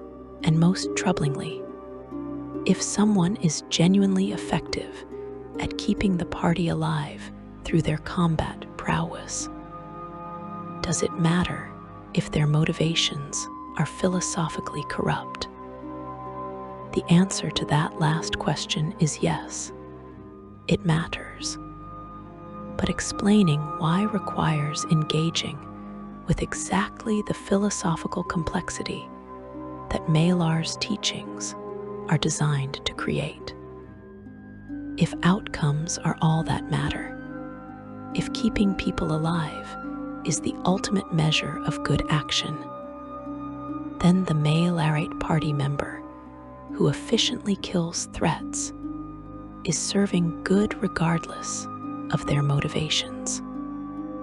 But if we believe that intentions and methods matter, that becoming monsters to fight monsters represents a form of defeat, even if technically successful, then the Malarite party member represents a threat to the party's soul, even as they contribute to its survival. There is no easy resolution to this dilemma, which is precisely why it creates compelling roleplay, and why Malar's philosophy remains dangerous even to those who think they are using it as a tool rather than serving it as a faith. The enduring truth of the savage wild, the reality that Malar embodies, and that his followers enact, is that nature contains cruelty that cannot be moralized away or defeated through civilization's advance. You can build walls and they keep out some dangers. You can establish laws and they restrain some violence. You can create philosophies of compassion and mercy, and they influence some people. But beyond the walls, indifferent to laws, unconcerned with philosophy, the wilderness remains. And in that wilderness, life feeds on life. Suffering is universal, and death comes without meaning or mercy. Malar is not the creator of this reality. He is merely its most honest interpreter, the God willing to acknowledge what others prefer to ignore. This does not mean his philosophy should be embraced, or that his followers are justified in their actions. Acknowledging that nature contains cruelty is not the same as celebrating that cruelty or using it as an excuse to inflict additional suffering. But it does mean that Malar cannot be dismissed as simply an evil deity worshipped by cruel people. He represents something real, something that will persist as long as nature itself persists. And that permanence is perhaps the deepest scar of all. Not the trauma he inflicts on individuals or communities, but the existential wound of knowing that his philosophy describes something true about reality that cannot be escaped or overcome, only endured. For those living in worlds where Malar holds power, whether as player characters in a campaign or as inhabitants of Faerun in published lore. The challenge is not how to defeat him. He cannot be defeated permanently, any more than nature itself can be defeated. But how to live with integrity despite his existence? How do you maintain compassion in a world where predation is fundamental? How do you show mercy when you know it will be seen as weakness by those who follow the Beastlord? How do you build community and trust when Malar's philosophy accurately describes aspects of reality that undermine those very concepts? These questions have no universal answers. Different communities, different cultures, different individuals must find their own paths through the darkness that Malar represents. Some choose defiance, insisting on maintaining civilized values regardless of cost, accepting that they will be seen as prey by Malarites, but refusing to become predators themselves.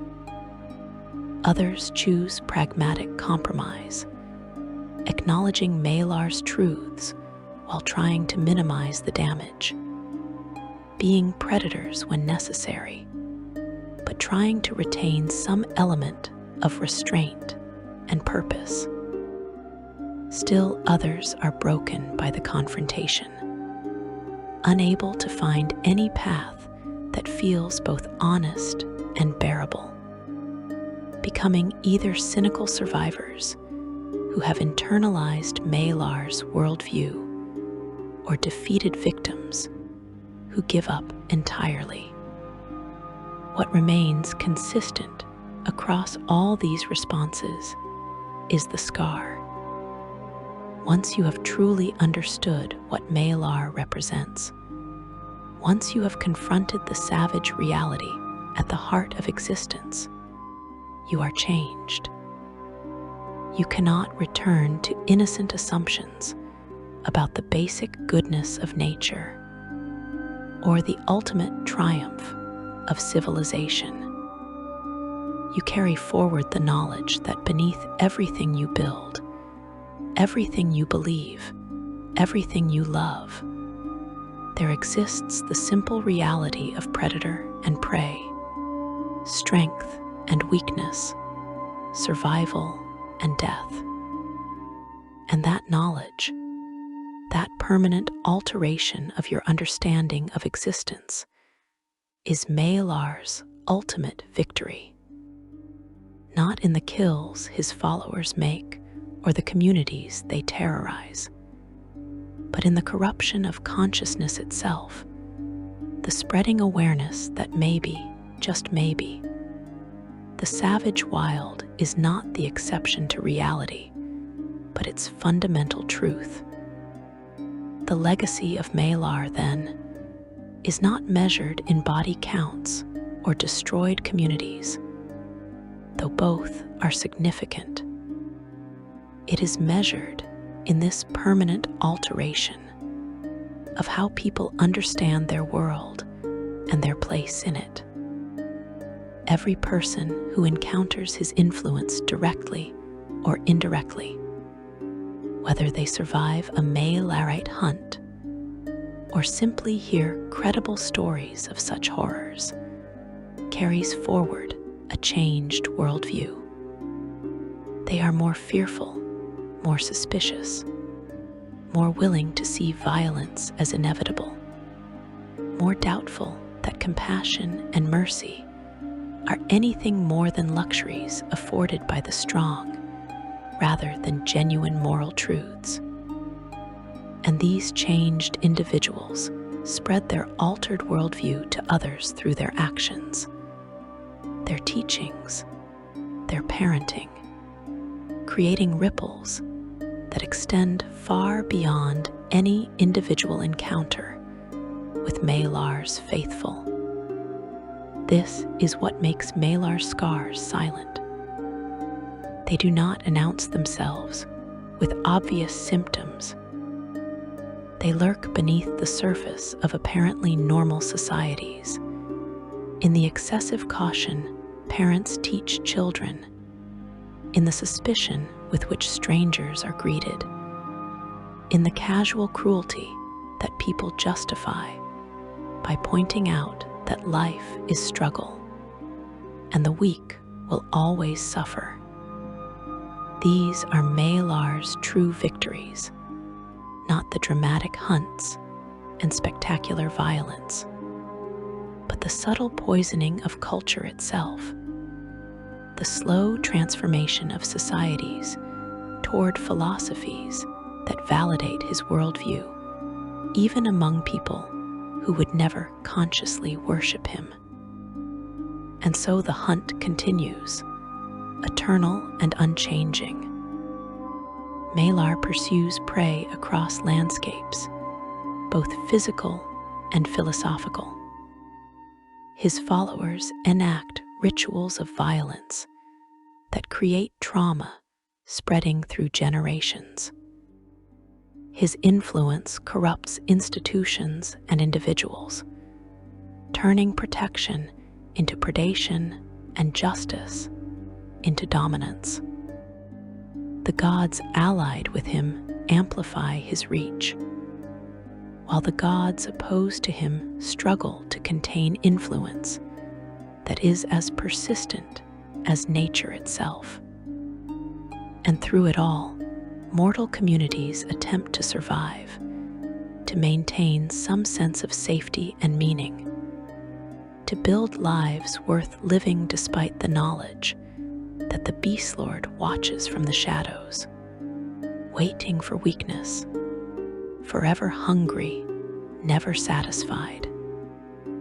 This is the truth of Malar, the silent scars he leaves across Faerun and beyond, not just in the blood spilled or the bodies broken, but in the permanent alteration of consciousness, the spreading recognition that the savage wild is not something separate from civilization, but something that civilization barely contains, that lurks beneath every peaceful moment, that will inevitably break free whenever strength falters. You cannot unhear this truth once it has been spoken. You cannot unsee the predator-prey dynamics, underlying relationships you thought were based on something purer. And that permanence, that inability to return to innocence once it has been lost, is the deepest wound of all. If you have found value in this exploration of darkness, if understanding the Beastlord's influence helps you comprehend the forces shaping your world or your campaigns, please take a moment to like this video and subscribe to the channel. There are always more shadows to explore, more uncomfortable truths to examine, more gods whose influence extends far beyond what surface observation suggests. The hunt for understanding, at least, need not be savage or cruel. It can be undertaken with care, with compassion for those who suffer, and with the hope that naming horrors diminishes their power, even if it cannot eliminate them entirely. Until next time, may your travels be safe and your understanding deep.